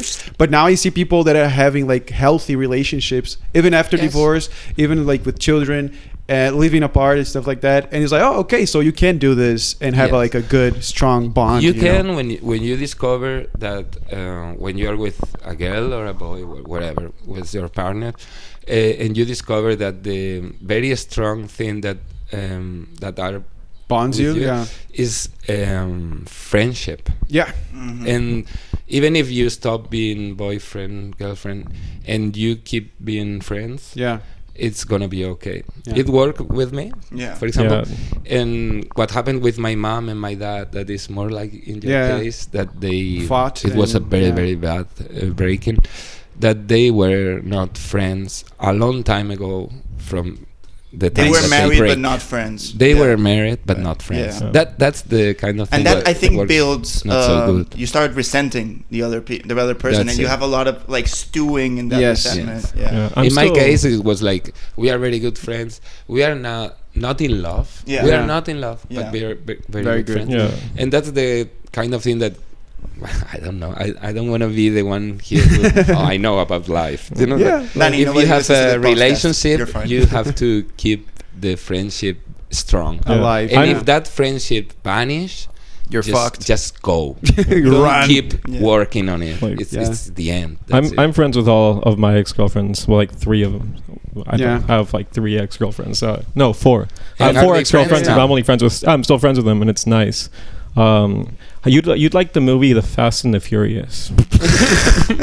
This is what are we talking about here? But what are you talking about? It's all about family. Oh my God, all about family. Have you seen The Fast and the Furious? No. I recommend you check it out. Jesus Christ! Look, you might think it's all about cars and drifting and cool scenes. It's about family. It's about family. Once upon a time in the land of Los Angeles, where these street gangs got together. Fucking no, but honestly, me and my roommates were watching. There's 10 Fast and Furious, or 11, I think. Yeah, they get to 11. We're watching one every single week. For real? We just watched the first one 2 days ago. But I think I watch bits. Little bits. When someone is watching, and in the cars. I thought it was all about cars. Okay, is that how you watch little bits? And I don't like cars. I think it's a generational gap because I was like, okay, he means Instagram Reels, and he just went, no, people watching it on the TV. He's peeking into to the living room. The living room. Is it still Fast and Furious? No. Okay. I don't want to watch this. I'm gonna go grab more coffee. You have more coffee? Yeah, there's coffee. Do you want some coffee? Okay. All right. Thank you. Black or with milk or something? If you have milk, it would be good. There's milk he does. Yeah. Okay. I'll figure it out. Don't worry. It's my house. Okay. Thank you, Victor. No, you're fine. You can just pour it mine here in black. There's a little bit of coffee left. What about comedy in Brazil? It's fucking huge, dude. Yes. Yeah. So it started off quite recently compared to the United States or like UK or stuff like that. It started around the 2000s or 90s, maybe even a little bit before, but like it really got big in the early 2000s. There's a lot of great comedy. Brazil has this vibe right now. It evolved into this like surrealistic comedy. So it's what's really big right now is like people that are like fucking wacky, like slapstick comedies, kind of, but in a smart way. Eric Andre and stuff like that. No, that type of surrealistic comedy. That's really big with the youth in Brazil. And no, it's huge. It's huge. And now Eric Andre is a great inspiration for La Resistencia. I know that. I can tell that. When they were describing the show to me, I thought of the Eric Andre show. Yes. Actually, we both really like the Eric Andre show to the point where he started stalking him in Madrid. Oh yeah, Eric Andre was in Madrid. He texts Eric Andre. You see on his Instagram stories that he's in in Madrid, and then Gabriel texts me like, we have to find him. I said we had to find him and tackle him to the ground. Like, fuck it. But I love Roncano because you can tell he always asks the guests on La Resistencia like, how much money do you have in your bank account? And I think that's fucking great. That's Eric Andre does that? No, but it's a very Eric Andre type kind of question. That, like, what are we talking about? How much money do you have? Really? I think that's so funny. No, but it's true. And Brazil is doing well. It's doing great. It's a so huge country. So it's so big, so diverse too. Yeah. If you have comedians from the south. Where are you from? I'm from the south of Brazil, close to Argentina. No, Sao Paulo, no. South, it's more down south to São Paulo. It's an 8-hour drive from São Paulo. Yeah. 8 hours. Yeah. And Sao Paulo for me is south, isn't it? It's south. It's southeast actually. Southeast. Yeah, but it is very down south. Yeah. And it's like a huge city. It's like fucking. Like if you go to São Paulo and you get in a tall building and you see the horizon, all you see are buildings. You don't see anything else, just gray and fucking massive. If you open the window in São Paulo, you hear a constant buzz of like people and cars. Yeah. You have to close the window to stop here. Like São Paulo is huge. Is it bigger than Rio? Yes. Yes. And like I have friends from São Paulo that live in Madrid, and for me Madrid's a big city, right? Because I come from a small town in Brazil. And like my friends from São Paulo that live in Madrid, they say, "Oh, it's so nice to live in a small city." I'm like, what are you talking about? This little São Paulo is bigger than Rio. Yeah. I thought Rio was bigger than São Paulo, but territory wise or population? No, São Paulo definitely. Really? Yeah. You know what's great? That even though it's a big city, at the very least, you guys have a lot of forest and trees. Yeah, it's crazy. Like it's buildings, but out of like fucking sidewalk, there's a big ass tree, you know, because the nature is so thick there. Like, I say that when you go to the roads and you drive like across the country, the nature is not like spread out. It's like a little wall of green. You see so much bush and like fucking trees. It's so thick. It's all of the north is not Amazonas or yeah. That's right. So that's like Amazonic forest. Yeah. And thank you, dude. And it's beautiful. I was saying this is for me it's kind of normal, but my friends live in a farm in the middle of a city, and where I come from, and they actually for a while they had like a pet monkey. They just showed up to his house, so they lived bananas out, and the monkey would come every morning. Are you serious? A monkey? Yeah. And you can't do that in Madrid here. Though the closest thing I got was a pet lizard that would come to my terrace, my terraza. But like a gecko, right? Like a gecko, yeah. And what kind of monkeys? Like little ones? Or? Little ones. You have everything in Brazil, but the spider monkey or no something. I was gonna say manchego monkeys. No, that's a manchego monkey. Cappuccinos, I think, is what they are. I have no idea. You don't know? Oh. They do like. They do this. Is it the one that's like in Ace Ventura? I don't know, dude. Because that's a. I'll be very honest. I don't remember. That's fair enough. You know, I don't expect you to be a zoologist. You know, no shame. But that's not about your area. It is. No, that's my city is actually a small island close to the coast. It's Florianopolis. An island. Yeah, it's like a very small island that's right. You go by bridge from the mainland to the island. Oh, okay. But yeah, there's a lot of like it's very touristic-y. It's kind of like I don't want to say this. It's kind of like one of the Ibiza, Mallorca islands, but from Brazil because there's a lot of parties. Like people go there to party a lot of beach. Like there's 42 weather. Great weather, but it rains a lot. So the south of Brazil is the same as like the north of Spain. Okay, it's the opposite. The other hemisphere. Yeah. So we're a little bit of an asshole as well. Everybody drinks a lot, right? Everybody drinks a lot with the monkey. With the monkeys, and it rains a lot. Yeah. Have you seen those drunk monkeys? Have you seen the? No. It's so good. From India. I think they're like tropical. Country. India has tropical parts, but yeah, there's these monkeys that are around these tourists that steal they found that some tourists they order a cocktail and they leave it. Oh yeah. And the monkeys go and steal their cocktail, and they just get fucked up. Yeah, and then they're all just like passed out. Yeah, and like, and then they have like the ups and downs of like a real alcoholic where they start fighting, and then they're like you can see honestly you see them hugging and eventually like I love you, man. Yeah. Eventually they're trying to get like chocolate from a vending machine. Yeah. They could actually get it. Like they're built for that. They could. They'd be better. Shit, man. You imagine if they start like having refined taste? Like a monkey's like dry martini? No, thank you. Yeah. He's like a caipirinha, please. Wearing like little hats. Yeah. Shit, man. Wow. I've seen the thing where they take the tourist's like phone and they want food. So they like go like this, and they're like, "I'll drop your phone." Yeah, I've heard of this. Yeah. And they're like go like this, and they Fucking exchange. The tourist has to like give them like bread or whatever, and then they like throw their phone and go eat the bread. Like because the monkey has no idea that phone is worth $1,000. They just see the reaction. Notice that humans value this phone like this brick, you know. It's like 2001 Space Odyssey. It's just like a fucking... It's an iPhone. It's an iPhone. Like a black thing. Yeah. That, actually, Louis C.K. said that's how visionary Kubrick was, because... Yeah, essentially that obelisk that falls from the sky to the monkeys is a fucking iPhone. Actually, yeah. Now you think about it, right? Well, anyways, dude, I want to talk about a little bit about your podcast, because I think you have 2 right now that you host. Or no? Am I crazy? The Mochila al Pasado. Yeah. And then with Marcos Mas, the La Hora Fenomenal. Yeah.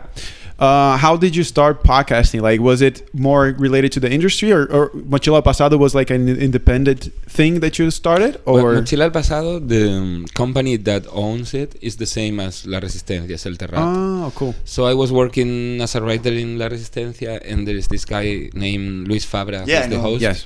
And he was a writer like me. He was sitting right next to me and he was with this idea. It's his idea, actually, of doing this podcast of history. And he was like thinking, who is the guy that I need to do this with? And he says, he always tells this story, that he came to the company. Yeah. He opens the door, and I always were with an atlas, an historic atlas, reading, going to the work and back in, because I always try to be reading an atlas. Why? I end it, throw it, and then buy another one and from the beginning of the history till now, and then another one. I don't know how many. Yeah, you already know the story. You're just like reading world history all over again. Let's not skip this part. This is crazy. What are you talking about? You read a history book over and over again? Yeah, not the same one. No, I understand. Different editorials. Yes, different ones. But same history? Of course, it's the same world. One. He's not reading a history of Mars. Imagine it changed from the last time he read it. Like Napoleon lost in the first time. But that's crazy. Do you see different versions from the different editorial companies? Yes, it's different kind of perspectives.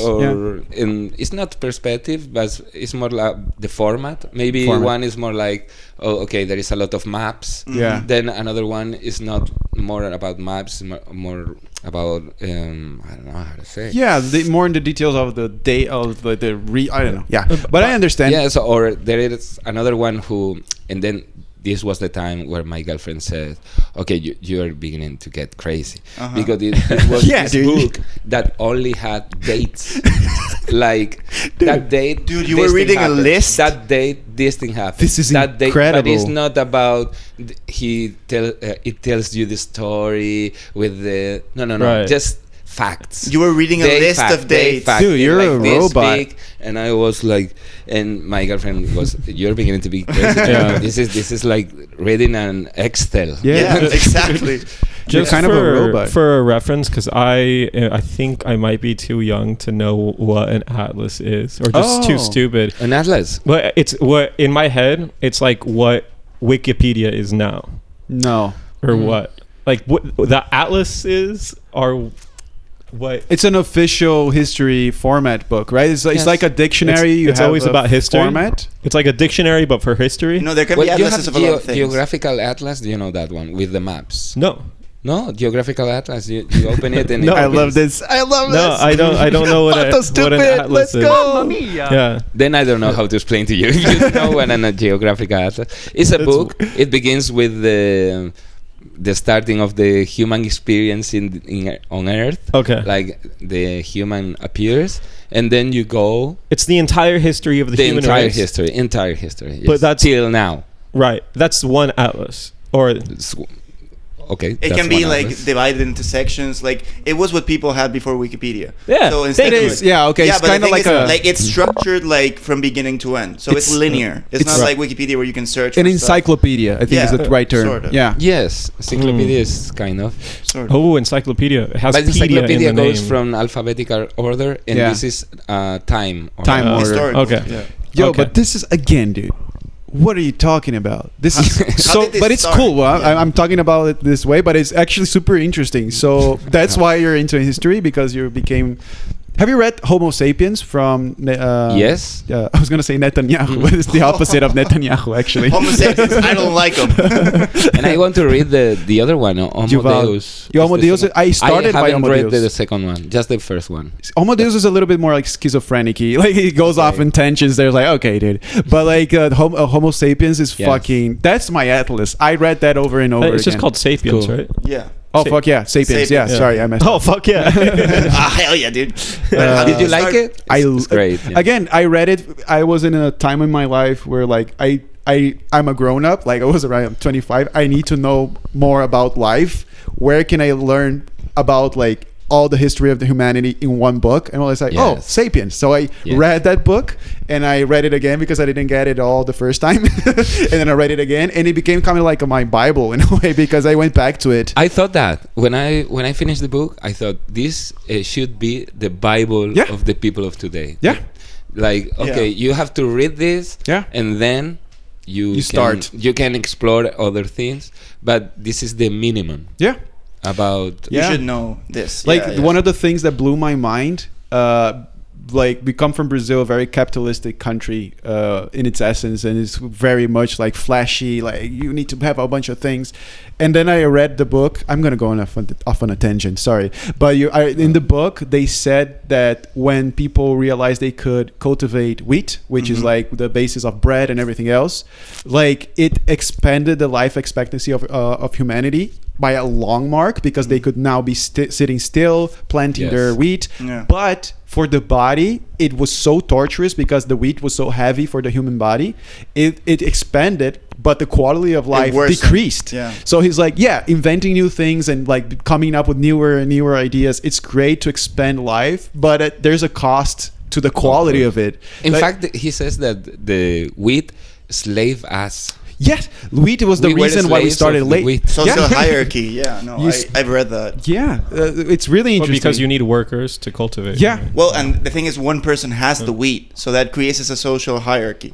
So like people like settle around a river or whatever, and they start planting, and then one guy plants more than the rest. And then the rest go, hey, can I have some of your food? And he's like, okay, but if you work for me. And then that creates like a social hierarchy. Exactly. Slowly, he has the bigger house. He has the bigger crops, and then like that starts to develop, and that's like what created society. In that book, you can kind of see how everything is kind of a cycle as well, and we're just repeating the same shit over and over. Dude, it's weird now that I'm old enough that things that I remember when I was little are starting to come back, like fashion, like trends, like stuff like that. I've never experienced that, and I remember seeing the first girl with like low-rise jeans and like baby tee, like Britney Spears when I was a kid, and I was like, "Fuck, that's how it started." No way!" Like, I remember that. Yeah. That's crazy. But history, dude, that's crazy. So the podcast, that's the reason how he involved you on Mochila al Pasado. Who is this crazy guy who is always with that book that is nonsense? And he said, do you want to do with me this podcast about history? He said, of course. Yeah. And the other one, it's very different, because La Hora Fenomenal is 100% written by Marcos Mas. Oh, really? I don't write a line. Really? I just go there and you just say it out. Yeah. And are these jokes of Marcos? He's a great writer. Yeah. But I just perform. Yeah, that's great. That's so you're just involved in you're kind of like Pato in our podcast. He just shows up. You're just performing all of this. It's my performance. Everything is written now. This is all an act, you know. Okay. Even he knows what an atlas is. Yeah. You think he didn't know what an atlas was? He's just doing a character. He's just doing a service for the listener. Yeah. No, but how did you get into reading a full atlas? Yeah. Like, how did this start? My mom, when I was a kid, because this begins when I was a kid. It's not a thing of now. Okay. I was a very little kid, and my mom, I said, I want a book of the history. My mom always taught me about history. Okay. Yeah. She's a teacher? She's a teacher. Cool. Not history teacher. She's philology. Philosophy. Philology. Philology. Which is language, right? Yes, language. Yeah. She's catedrática. I don't know. Oh, cool, dude. She has tenure. Tenure. Yeah. She can't kick her out. And they can't kick her out. Yeah. That's essentially what tenure is. Yeah. I think she has like a huge library. Oh, that's awesome, dude. So I saw this book, and it was like the Atlas, and I finished it, and it's like, oh, I would like to see another one. So every birthday or even in Christmas, I knew. You see the package and said, you knew it was a a new book. Atlas. And my mom, yes, okay. There's no fail. Yeah. Were you a good student as well? If I was a good I was good in college. I had 3. Do you have matrículas de honor? Yeah, mentions. You have like honor mentions. Oh, you're honorable mentions. Honorable. Like when you get like a 10, like the maximum grade, when you're like the best in the class, right? Yes, that's it. Yes, I was good in the things that I liked. Yeah, I was good in the things that I didn't like. I was terrible.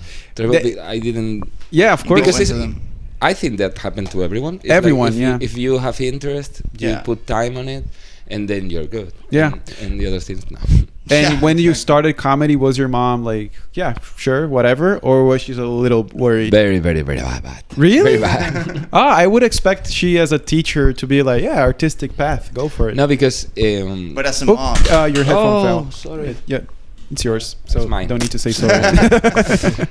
No, because she's a mom. She was told that I was gonna be a biologist. Yeah. And I finished the college. I have those 3 mentions. I went to a laboratory, and in the mind of a mom is, okay, this guy is ready. Yeah. That's it. Then and surprise, then comedy. I'm gonna leave it all and do jokes in bars. Yeah. What? Yeah. No good. No good at all. No good at all. Even now that I work in La Resistencia. No way. Still? She sometimes texts me like, do you know that they need a biologist somewhere, and they pay a lot. It's like, I can still save you. Yeah. She's like, you're not lost. I can. Dude, my mom, she's the opposite. She's like very encouraging of my comedy career, but she doesn't know how it works. So she's like, why don't you just email Buenafuente and ask him to give you a job? And I'm like, I can't just email the top comedian in Spain. I'd be like, hey, I'm funny. My grandfather, when I started posting things on my Instagram for the podcast and things like that, my grandfather has Instagram, which, first of all, why he shouldn't. He doesn't need that. Kind of weird. And then he started looking at it, and one day, he's very supportive overall, but one day he just sends me a WhatsApp and he says, I'm seeing your comedy stuff on Instagram, congratulations, keep at it, just don't quit your job. That hurts. And that hurt a lot. That's so cold, man. I respect that. Just don't quit your job. And I'm like, no, I'm not going to quit my job. He's like, yeah. Don't quit your job. Fuck, yeah. That's like a mafia boss, like coming down, like in your family, like the context, like. That's great, but. Don't quit your job, kid. Don't quit your day job, kid. Wow, that's wild. Still, even like, but you get like, you have an office job. Like, that's as stable as you can be in comedy. It doesn't. That's wild. She doesn't care. It's like, this is like a situational thing. She thinks it's a phase. She's like, he's gonna grow out of it. A 20-year-old phase. Dan is gonna get bored of this. He always is because I'm very obsessive. Yeah. He said, okay, he now gets obsessed with this. 10 years or 20 years. 20, But it's gonna be the end of it, and then he's moving back to biology or a serious thing, or maybe I think that she would like better for me to maybe write a book. Or because have you tried comedy for her? I think that is more like what she would say, chabacano. Yeah, my grandma used to say that it's least respectable. Like, being a comedian is not a respectable profession for most people, because you're in dive bars, you work at night. It's this like shady world. It's like, okay, you wrote what's in her head. I think is okay. You have read all of those books. You're smart, essentially. You're you don't a guy need to be a comedian. Maybe not smart, but culture guy.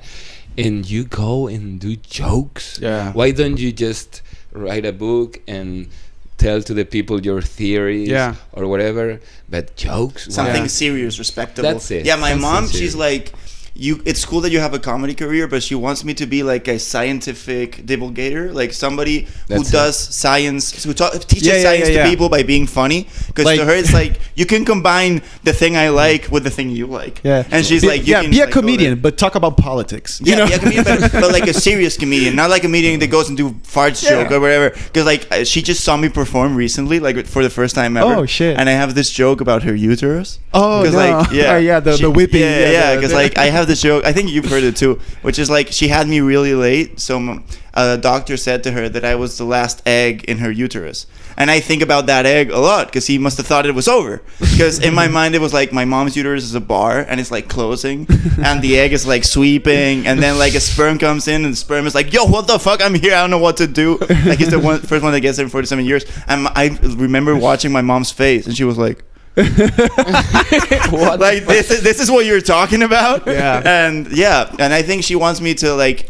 She doesn't want me to be unhappy, so she wants me to do comedy, but she wants me to like take it into where she wants to be able to show my videos to her friends and be like, still be proud, like, you know, this thing moms do, which is like, look at my kid, and she can't do that with a fucking uterus joke. No, she can't. She could. I'm proud that you still told it though. That's brave. That's it's my best joke. Like so you had to tell it. Yeah. They are proud. For example, once a year I do a gig, just one in Coruña, in my city, and it's in Christmas. Okay, it's like a Christmas special, and I do all of the new stuff that I've been doing in the year to the people of Coruña. So a lot of friends come, people from the city, and then always that time next day is like, my friend went to see you and you impressed her. Like, oh, my boy.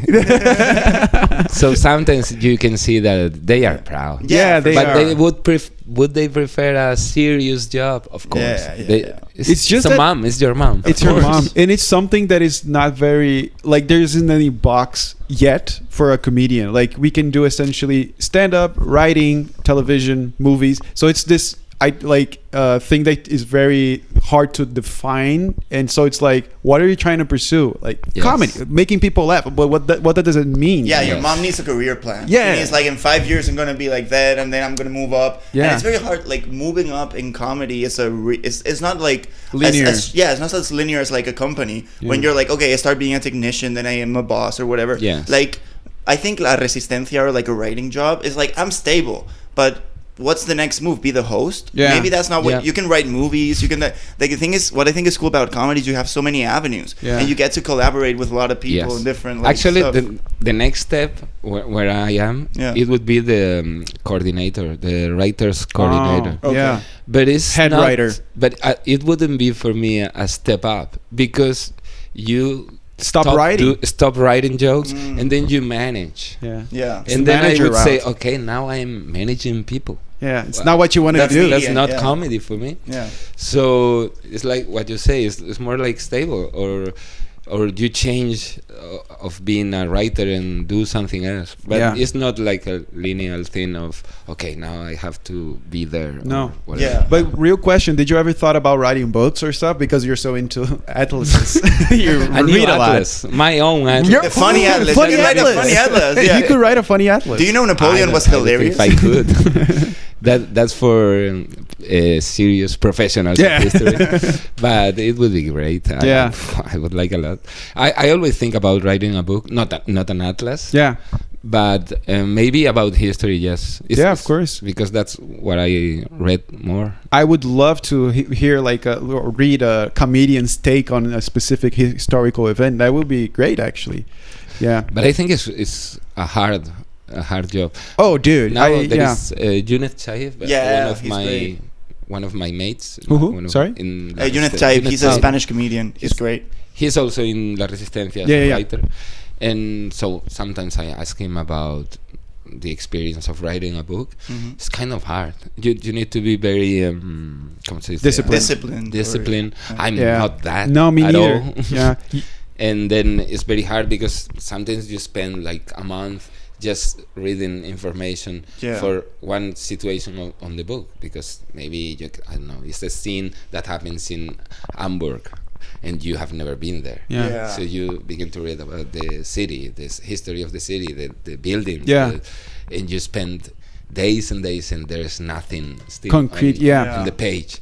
And that doesn't happen to me with comedy, because when I start thinking about something, it's immediate. It's immediate, and I know that I'm gonna right. I'm gonna go to bed with something in a page. Yeah. So I don't know if I could. I would like, but I don't know if I could. Yeah, I started wanting to be a writer. I spent 5 years in a creative writing. Like the guy is really known is Juan Jacinto Muñoz. He's actually a big writer here, and he mentored me. And like, what about? What I wrote a book, auto fiction book about my life with some surrealism. But it was a funny book. Like I always wrote funny. So I never published it. So I wrote it, and I started to look for like publishers. He was helping me get in contact with like big publishers. Even like I was halfway there, and then I did stand up once, and I was like, "Fuck writing." Yeah, and it was actually kind of sad because I said to him like, "Now that I finished the book, I don't want to do this anymore because comedy is so much more interesting." For me, right, specifically for me, it's so much more interesting for a performer, for like the immediate, like it's very immediate, like you said. So you write a joke, you go on stage, you get the immediate feedback. So it's this thing that is being built consistently. And writing a book. How much time did it take? 5 years. 5 years. So I started with short stories. He's not writing a book. And I'm not writing a book. It's a short novel. My book has like 80 pages. It's not even that big of a book. And it's in Spanish too. So it took me a while to translate. So it's like a big ass effort for so little reward.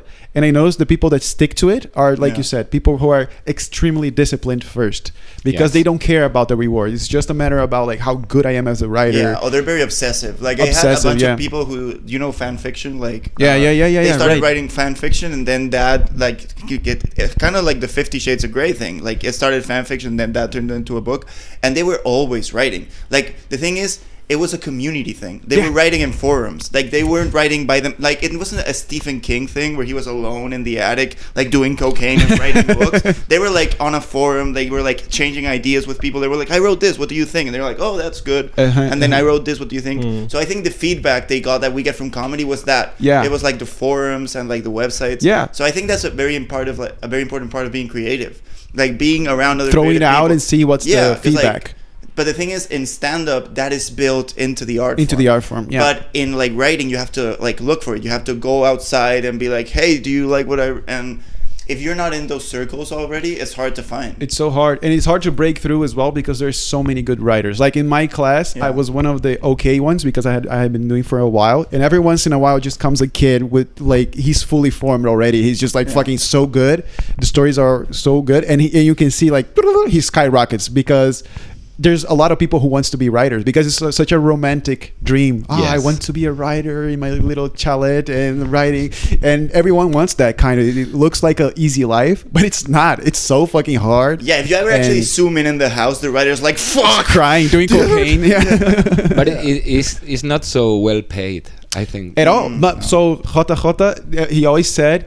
I asked him, why don't we have like a class dedicated to the business aspects of the book? And he always answered, because you're going to be depressed after it, because there's no business. Like the business is more about the celebrity status, but selling books is no longer a profitable business. Yeah, because of the ebooks, the illegal downloading of PDFs, and also because it's expensive to make a physical book, and the margins are so low. So that makes sense. Have you ever thought about writing for TV, like a show or a movie or something like that? Or writing for TV? Yeah, like a show, like fiction, like a movie, for example. That's a plan for the future. I always think about that. Maybe write a script. Nene, do you know Nene? Yeah, Nene. Nene Carlos Librado. Like, yes. Yeah. Like he kind of sold 2 movies. Oh, really? And one day talking to him, I would like that, but again, it would be my first one. So it's like I don't know if I'm gonna be good enough. Insecure. Do you still get that after like 20 years of doing comedy? Really? Every time. And a lot when it's something that I've never done. Like that makes sense. A movie script, I don't know how to do it. I don't know how to begin. I would have to read a lot of books about it. How do you do that? And then the first one would probably be not so good. Yeah, because I remember my stand-up, and I know that the first one was not so good. So I don't know, but I want to try. Yeah. But now I have so much work that it would be impossible, or it would be that I wouldn't have freedom to do other shit. Yeah. No, like descanso. Yeah, break. You couldn't have a break. It'd be like going from work to work. Like that's how I feel now. Maybe I would end up crazy. Yeah, and probably. In comedians and people who are artistic overall, I see it's a very obsessive behavior that we had to make art and to be very do a lot of shows. Do you have that? Can you turn off and really enjoy yourself in a vacation, or not really? Oh yes, I can. Very Spanish in that. The weed helps. I can do it. Oh, yes, cool. Actually, now that I work as, if you were a writer in a TV show, you would. You would, because when, for example, now that the summer comes in, you would say, okay, now it's time to stop. And think about. But then, that is true. You are in a situation in your holidays. And I always have my cell phone thingy, to write. Okay, this new joke's gonna be one. So you don't. That's every day. Yeah. Like this is gonna be, but then I turn it off and that's it. Yeah, but it's the seed of the idea is still bothering you. Yes, put this out, put it in your phone. You're gonna forget it. Yeah. Yo, can I ask you to see if it's still recording or not? Oh yeah. Absolutely. Also check if Gabriel's in the frame. Okay. I think yes. And if I'm not, it doesn't matter. How do you say hice un trato? Made a deal. I made a deal. And this is no, it's not recording. It's weird. It's out of focus. Oh fuck. That's fine. Is it? Yeah. Out of focus. It's fine. It's out of focus and the recording is not working. It's fine. It is stop? Oh no, it was just saying you're low on battery. Oh, okay, but it's still fine. I'm betting it should be okay. Yeah. I'm low on battery. I'm going to go to the bathroom. Go to the bathroom. Yeah, we can go for a little bit more, but we're already 1 hour and a half in, which is great. Yeah. Did you start recording again? No, yes. So I'll clap again so Pato can have the rest. You stopped and started? Yeah. No, it's still going, sorry. Oh, it's still going. That's fine. Go. Yeah. This is a very professional operation. Right? Yeah. Well, then this day I made a deal a long time ago, a real deal, and I said, okay, Danny, you are a lazy guy.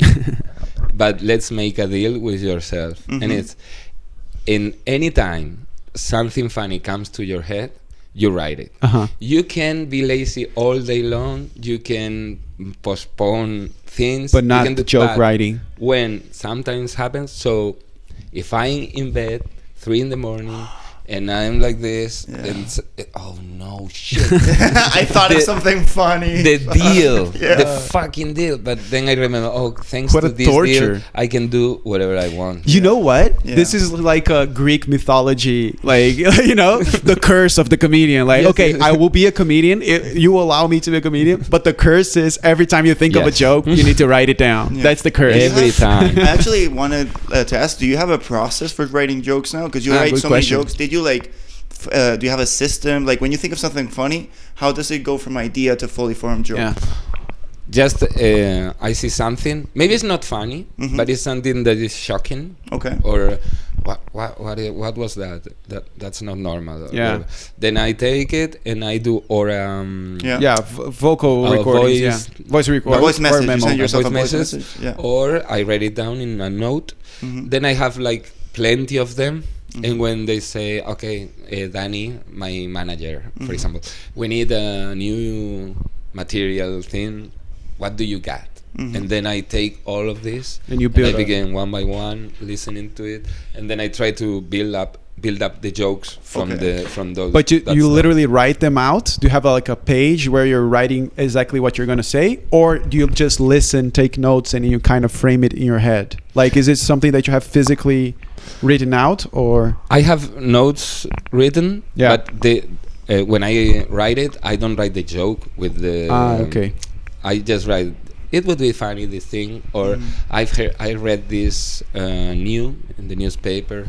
Okay, and then the day that I have to write it to go to an open mic, for example, that day I begin. Okay, let's work with this line. what is this all about? Okay, let's make a joke. It could be a man who goes to a club and then this happens. Or and do you write it out word for word? Like, do you need to know exactly what words specifically you're gonna say, or do you like just have the idea and then when you go on stage, like, do you know the punchline, or do you improvise the punchline then you find it on the stage? That's kind of funny. Sometimes it's so clear when you watch it that this is gonna be it. Yeah, word by word, because it's, I don't know, this I know that this is gonna work like that. Yeah. But then sometimes I have this situation that's funny and I try to play with it. Yeah. I go to the open mic just with the idea of it, and I try to talk to them about it. Yeah. And maybe after 3 or 4 open mics, it comes to get in becomes like a formed thing. So when you say or maybe talk you hit to them, something, then you're like, oh, this is something that I hadn't thought. Do you go to open mics a lot now that you're like working? Or I try to test it in my show. Oh, your own show. Okay, I do a lot of old stuff, and then I say, okay, now 10 minutes of new stuff. Let's do it. For example, last week I had this idea about the 5 line of the Metro Madrid. The green one. Yeah.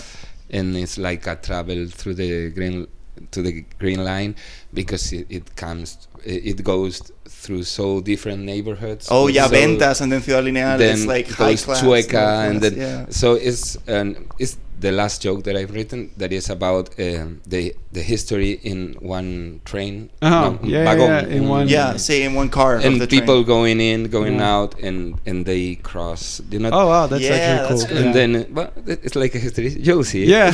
I'm gonna try to do it in English too. Okay. And then I didn't know when I went to the open mic what is gonna be. Even I knew the end of the story, the beginning and the end, because it was connected, the beginning and the end. Yeah. But all the travel, you need to figure it out. I didn't know, and playing with the audience, it begins to confirm. And yesterday, it was almost. I think that now is almost fixed. You know, every almost word. Done. Cool. But it's not always the first time you go with it. From what you're explaining is mostly on stage where you figure it out, right? Yeah. And another question about like process. At the beginning, I imagine you went to do stand-up every day, or were you doing like once or twice? Or like I'm always curious about frequency, because this is a thing we have on the English scene. Now we have a lot of mics, but still we struggle to get one mic every week or a day or so. I went every week to an open mic that it was in Vallecas. It was called Infierno? Doesn't matter. That's what they're doing now. No, it was in Vallecas. Do you remember who did it? I don't remember the name of the club, but I went there every week with Luis Alvaro. Luis Alvaro. And I have this deal with myself again that I need to 5 new minutes every week. Every week 5? Every week 5. That's crazy. But not 5 that is going to be used. You know, like maybe from this 5 is like half of a minute that is going to work. Okay. I don't know. Okay. You try 5 minutes. But I get what you mean, because what happened to me after I had already jokes that worked, I went to an open mic thinking about trying new stuff, but then I got to the open mic and I was like, I don't want to bomb. I'm just going to do what works. So you kind of get comfortable. No. So I get that. Like, and saying, like you're going to bomb and you're going to go through that, and that's going to In fact, sometimes, you know, I didn't write anything. Then Luis Albert said, okay, tomorrow let's go to the club, to the open mic. Yeah. I said, I have nothing. And it's like, we have to go. Yeah. Okay. Yeah. So the punishment for me, it was, okay, you didn't write anything. You go on stage and you hold for 5 minutes doing whatever you can. Shit. So I came hello, what's your name? Okay, and today, in 5 minutes. So next week it will be, okay, let's go right here. Not again, never again. The PTSD is like hitting you. Yes. Oh, that's a great strategy, actually. You go no matter if you have the material or not. You cannot go with old stuff. Yeah, you have that's to actually do good. new things. If you don't have, just make it up on stage. But weekly, okay, so once a week. This is actually good, because we're doing like what, 3 times a week. Or are you doing more? We're trying, that's like the lot. thing is, I'm doing it in Spanish and English. Yeah. So I'm trying to do one of each every week. Okay. But it's hard because like there's a lot of comedians now. Like it's hard to get a spot. Dude. Like you need to know people. Abdullah, the owners of the club. Ebe. That was the name of the club. Ebe. H-E-B-E. In Vallecas. Yes. You know what's crazy? I had a nightmare that I went to do with Vallecas. Yeah. It's normal. No, it happens. It happens. I had a nightmare that I was doing stand-up in a club in Vallecas. The club was exactly the same as you said the name of the club. Fucking beer. No, beer station. Beer station. Oh. The setting was beer station, but I knew I was in Vallecas. Like it was a tough crowd, and I was bombing on stage doing like crowd work in Vallecas in Spanish, and I was sweating. I woke up like sweating. I was all sweaty, and I had this nightmare like this week. It's crazy. I didn't know there was a club in Vallecas. Did someone come up and try to hit you while you were on stage? I lived that nightmare all the time. Yes. Yeah. No. But anyways, I forget what I was gonna say. Oh, so Abdullah, one of the owners of Madrid Comedy Lab Club. So they said they were doing like now 30 sets a month. Because they own the club now, so they're doing shows every night, and either they host or they do minutes or they do a full set. And you can tell they're getting so much better. It's insane. They're so much more comfortable. Like we knew them since like they sort of began. They've been doing it for a year, maybe. 2 years. And now that they got the club, it's insane to see how much better they gotten. Xavi's set is so tight. Like he's so confident that he's gonna do well now. It's crazy. Dude, he literally goes next joke. He's like, that's over, next joke. Like I think I saw him do that. I'm like, that's the level of confidence in your material that I don't have. I'm like, okay, did you guys like that? I have another one, and he's like, next one. You know? Yeah. But it's like going to the gym. Yeah, exactly. And why'd you look at Pato when you said that he doesn't go to the gym? You know, you can't really see it too well on the camera, but like, I'm jacked. Huge. I'm pretty big. Jacked. Yeah. When I stop in summertime, I know that the next one, maybe I'm 2 months, for example, without doing a gig. I know I'm gonna bomb the next one. Because I'm out of shape. You're rusty. Yeah, exactly. And when you do so much gigs in a week or whatever, it's like a gym. You build the muscle. You are so good because you are used to the crowd. You feel like you're at home. Yeah. And that's... And you know the material too. You have like you don't have to think about it. It's in you. So you can like if something weird happens. I don't know if this happens to you guys, but sometimes you're doing a joke and you mess up the order or something, and the joke's gone. Yeah. Like you can't remember anything. But when you're doing it a lot, you can switch up the order and just go back into it because you know it's in you. That happened once to me. Yeah. I have this joke that I say essentially like I caught someone jacking off, masturbating my boss in the bathroom at work, and then I closed the joke saying I work from home. And I like to think of myself as my own boss, but I started the joke with, so I work from home, and in my head I thought, fuck, and then I was, you know what, let me try it. I work from home, and I caught someone masturbating my boss at the office. So like it kind of worked. It was a little bit worse, but I could, even though I fucked it up, I could like juggle it to try it in a different way, you know? Yeah, and I think I've seen you do this too, but I think that's a very new comedian thing. When you fuck up a joke, you're like, oh, fuck that up. Yeah. And you should never say that because the people don't know. Yeah. They never know. And that's a very like instinctive thing. It's an impulse that you get when you're up there. You're like, oh, fucked up. And I realize now you should never say that. You know what thing I still do, and I should stop it, is I still think of myself so much as a beginner that when I go up on stage, I still think it's funny that I'm doing stand-up. So just the fact that I'm up there, I'm like, dude, what I'm doing, and I laugh at myself, like, what am I doing here? And people don't like that. I thought that would be funny to people too, but it's just funny for me. The people are like, so why are you here? I don't know. Be good. People expect you to be like good and like be professional, confident at least. Exactly. Yeah. Do you notice a difference in crowds when you're doing like your show and where you do like big shows and like theaters and stuff? Is it like if they are more easy? If it's easier to do like big crowds, small crowds, like I think big crowds is easier always because laughs are like contagious. Yeah. So if you're in a big crowd, it's gonna work. Yeah. Yeah.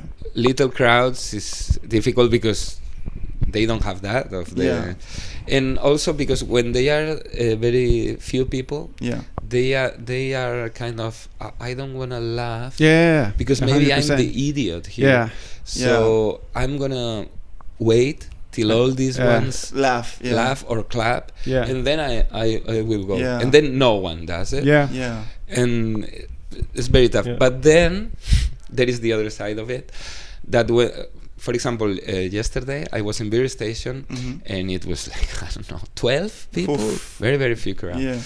But then I do, okay, let's be with them. Yeah. Okay, this is a slow gig. down. We are like a family here. Yeah. And okay, let's talk about this joke. I'm not gonna say it. I'm gonna talk with you about it. Okay. Then I kind of change the way of doing the jokes or whatever.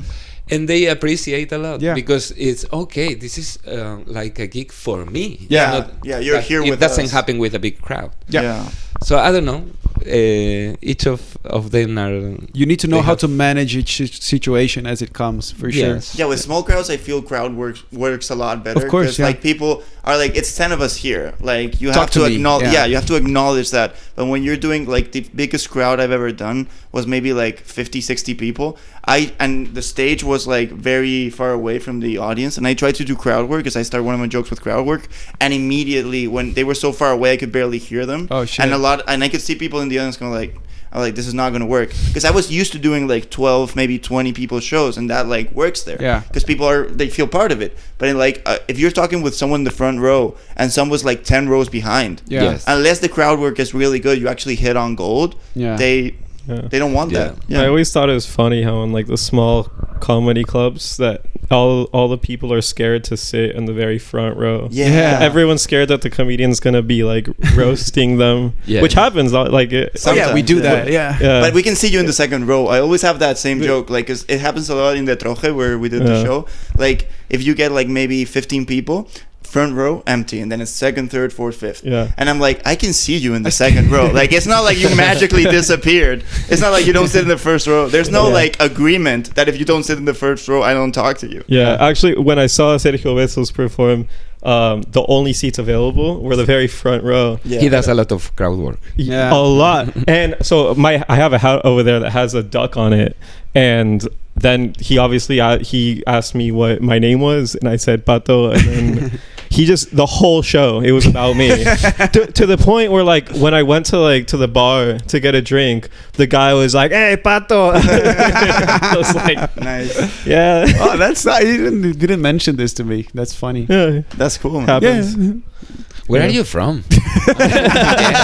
And I don't know where you're from. I'm from Albacete. No, that's not I'm true. just kidding. I'm just kidding. I'm from California, but my family's Mexican. Yeah. Okay. So in Mexico, Pato's not such a strange name. No. Well, Pato, actually, in Mexico, if your name is Patricio, it's like Ignacio Nacho Patricio Pato. Okay. Yeah. What part of California? Like an hour south of Los Angeles, always the south. Have you ever been there? No, but I want to. Yeah, you said you had family in the States, right? But in Texas, but they are in the east. Now they live in Philadelphia. Oh, so they're cool. They're actually cool.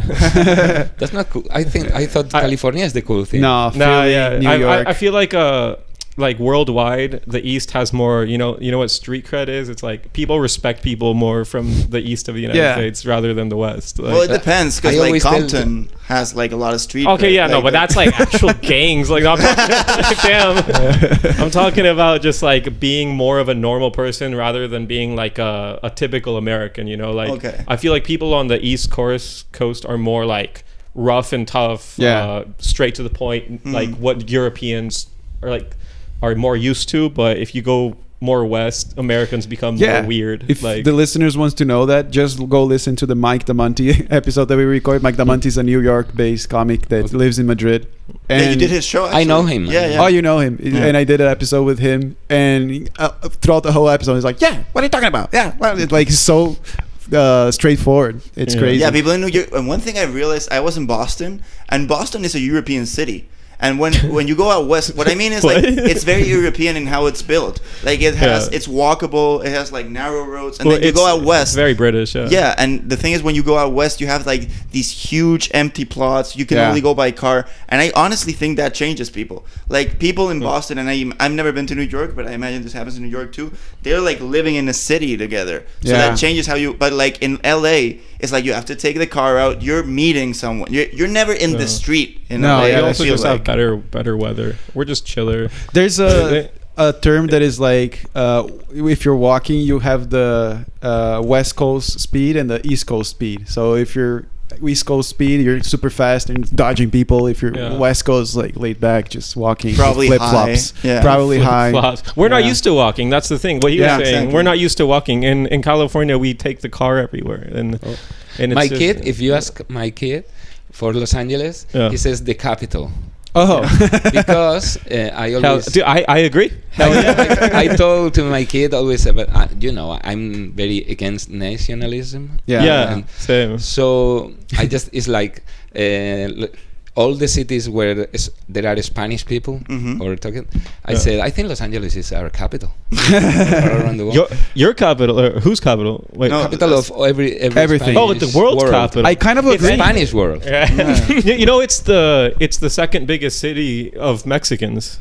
Los Angeles. Mexico is larger, yes. Mexico has like 130 million people.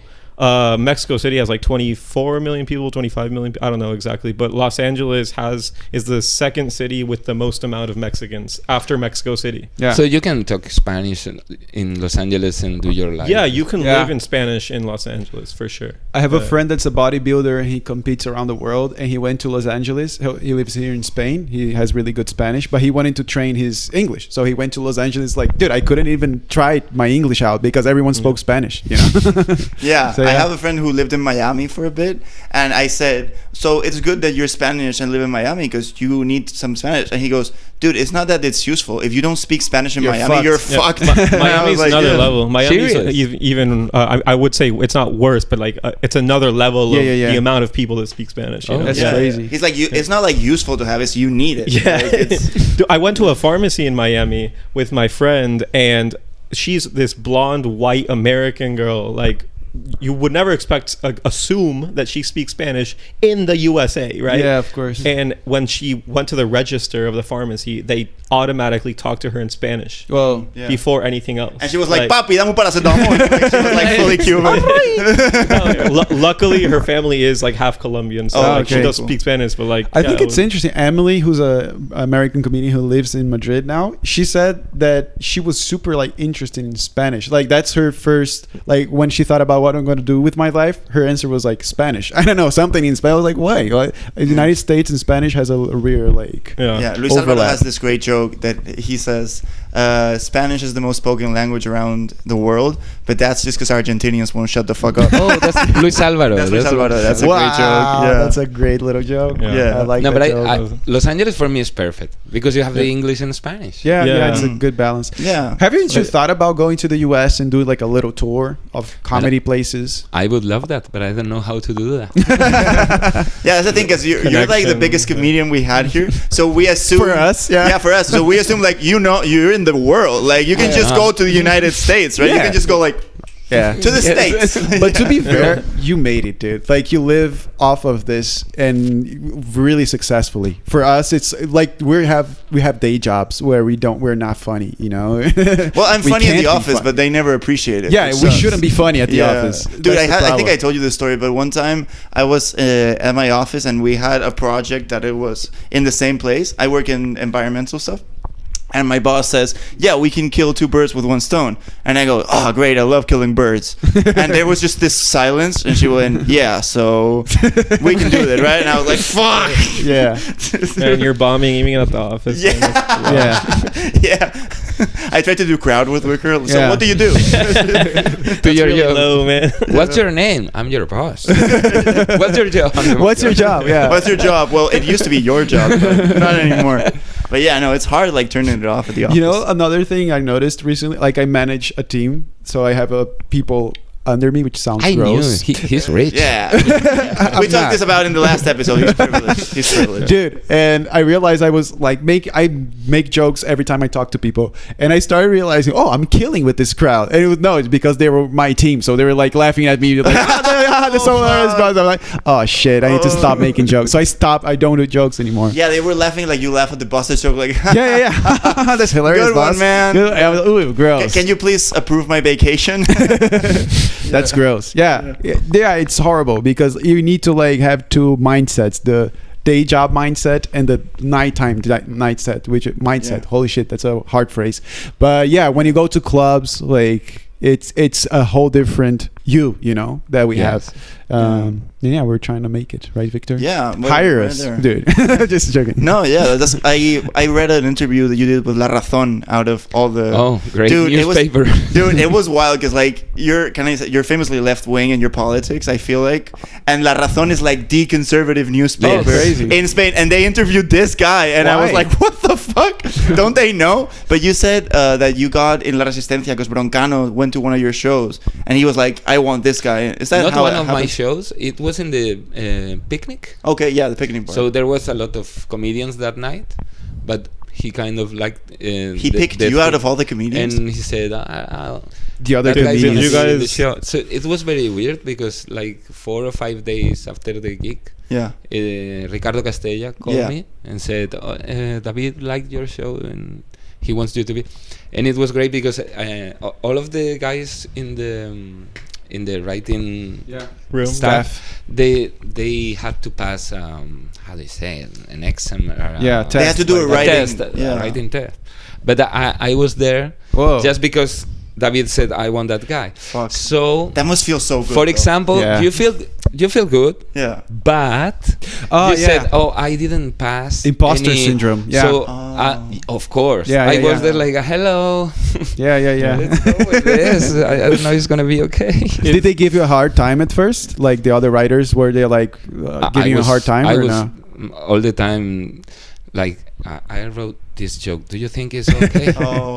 Every time. Yeah. Or to my boss, did I do it well today? I don't know. Trying out. It was my first job, and I didn't even have this test. Entrance exams. Like a lot of people there passed the bar that you didn't know if you were like good enough to pass at the beginning. Of course, because it's like, okay, the manager Broncano says this guy is gonna be okay. Yeah.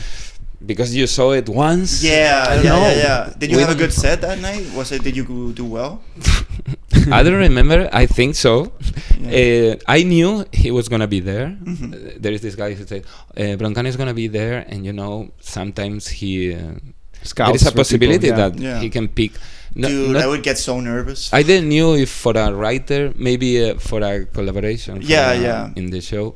So I was nervous. It's like, okay, this guy is there, and maybe, and so when they called me, it was okay. The set was great, but then I thought about this, like, okay, now you're going to an office. You never did that. You didn't pass any test. And what are you doing essentially? And it was kind of late already in your career. So it's 5 years, 6 years ago, and you already been doing stand-up probably for 15 years at that point. 10. I'm very worst. I'm the worst person to calculate time. But if you started in college, like 20, 21, 22, right? Yes. So essentially 20 years total minus 5, you got the 15. Okay. Yes. Yeah, you were doing it for a big time. And how long did it take you to be comfortable in the writer's room? Like, how long did it take for you to be? I deserve to be here. I have something of value to add. I would say more than 1 year or 2 really? years. Yes. Maybe the second season that I was there, that it would be the third season in Global. That I thought, okay, I know what this job is about. I know how to do it. I know when I have a good day or a bad day. But in the beginning, I was my mind was... Yeah, you weren't present. Yeah. I was like, what are you doing? I don't know. Maybe in 2 months, they say, okay, you are being terrible. Yeah.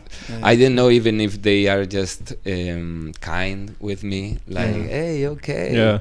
I don't know. Is every other writer on La Resistencia also a stand-up comedian? Yes. Or are there some people that Yunes Chaif, for example, Elena Pozuelo, she does stand-up. Elena Beltran. Right. But there's writers that aren't stand-up comedians. There's writers that are only writers, or... I can think about one. Well, I guess most... Okay.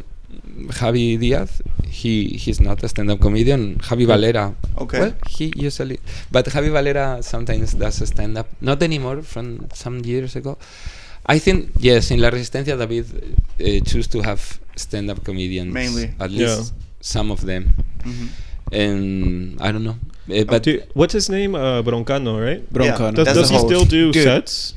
I don't think so. No, he doesn't need to. Maybe if they pay I know he doesn't need to, but do you think he misses it? Like maybe he has this urge or itch. Well, he has the monologues, right, that he's doing. It's kind of like a TV set, I guess, right? Yeah, but I think like it's hard doing stand-up when you're that big because you're just gonna get audiences that already love you. So I think think of any famous stand-up comedian. Yeah, exactly. But like, what I mean is, okay, no, I get your point, but I think that when you're actually, I don't know. Like, can I just put a parenthesis? People that really love La Resistencia listening to Pato say, "What is this guy named Broncano?" Yeah, whatever. It's gonna be so. No, but like I get what you're saying. Does Broncano actually talk about doing stand-up himself in La Resistencia? Because I jumped a gun with that question. Sorry. I don't think if he misses that. I don't know. But I think that the best thing about him as a comedian is the spontaneous. How to be spontaneous. Improvisation. The improvisation. Yeah. And so I don't think that he's missing much the stand-up. Cool. Does he ever talk to the crowd before? Is it a live crowd? Yeah. Yes. Does he talk to the crowd? Yes. A lot? Yeah. Always. I went to see Jon Stewart, actually. I got to see Jon Stewart live. He's a talk show host in the States, if you don't know him.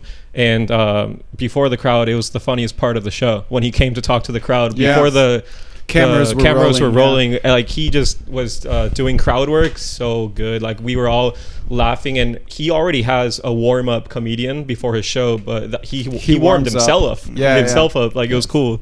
We have some kind of that because Sergio Bezos does the pre-show. Okay. Then Broncano comes in and he's doing a crowd work as well. Yeah, okay. But then he asks Bezos, "What do we have today?" And then Bezos says, "That girl, she's."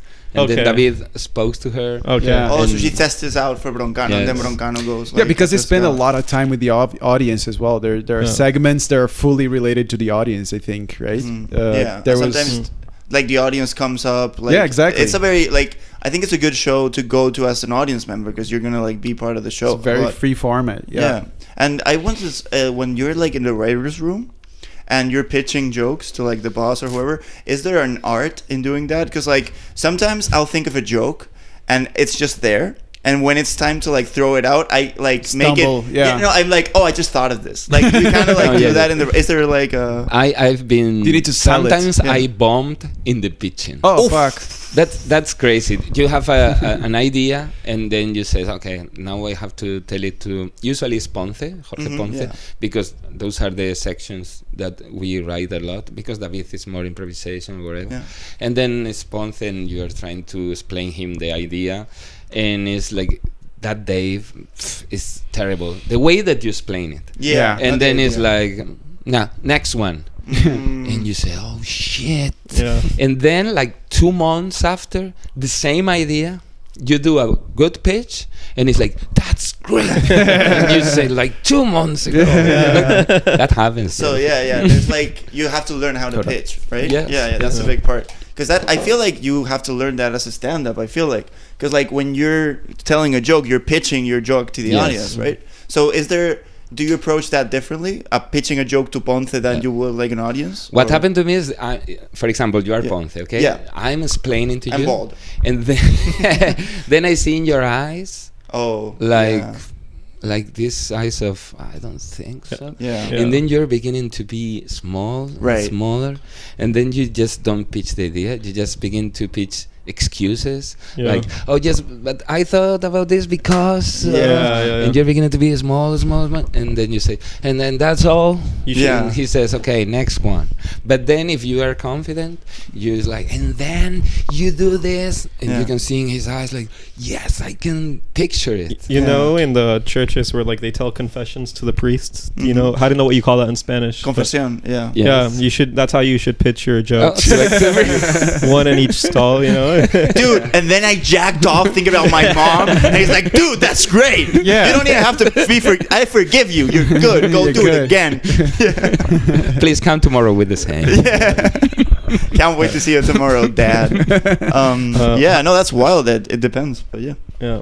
Fuck, the phone died. Oh, shit. Can you I can fix it. While he's Pato, you know what? Let's do the news segment. Oh shit, that's not the right button. I don't have any news segments. You have no news? No, but GameStop is kicking off. Okay. Again. It is. It's back.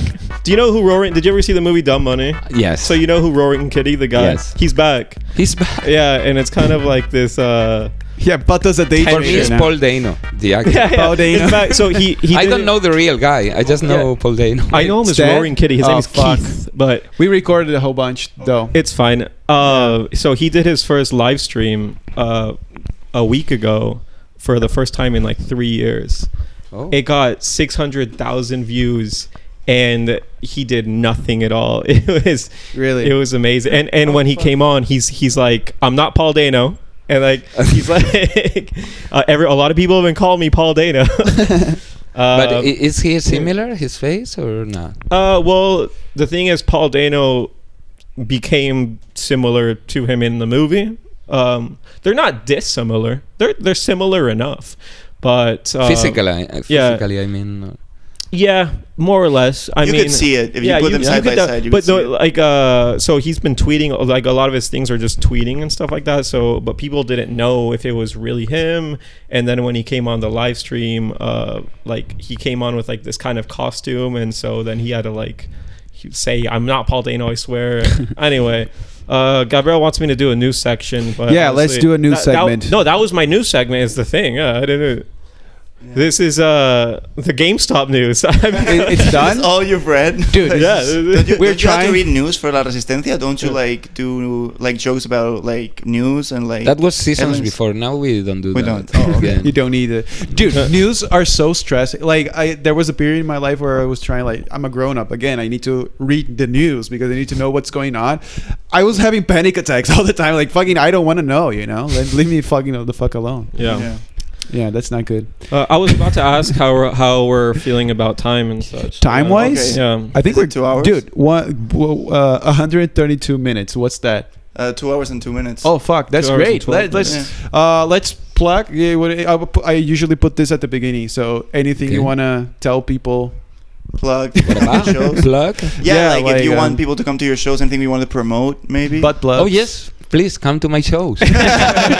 Follow Danny Boy on Instagram, Danny Boy-Rivera. Follow me on Instagram, and there I'm gonna tell you whenever my gigs are gonna be. Yeah, Mochila al Pasado. Mochila al Pasado, and then La Hora Fenomenal. Yeah. And that's it, I think. And that's it. Pato, anything you want to plug? You know, Real Housewives. Yeah. Did I plug that last time? No, you plugged Perfect. last time. Real Housewives of Salt Lake City. Yeah, thanks for coming on. It's been a real pleasure. Wait, Victor, thanks anything you want to plug? Oh, we're going in circles. We're doing rounds of plugs. That's the rounds. No, come check out my show, Binibidi Victors, whenever we get dates. Yeah. And that's about it. Anything you want to plug? Yeah, I love it. Right? Binibidi Victors. Thank you. I do it with another guy that the name is Victor. So we were thinking about a name and that came up. Yeah. That is a great show. Go Instagram to Victor's. It's on my Instagram. I'll put everything on the description. And for me, go listen to my new album. I recorded a funny rap album. Yeah. Oh, I thought album of music. Yeah, album of music. Yeah. Funny rap songs. It's in my Instagram page. Oh. Yeah. Garga's World. Are you serious? Yeah. You do hip hop? Yeah. Yeah, he's a rapper. It's hilarious. Yeah. Okay. Do that. And dude, again, Pato was saying before, thank you so much for being this is a huge deal for us. Thank you. Guys. We're so happy about this. And yeah, bye. It was a pleasure. See you in the next one. Goodbye.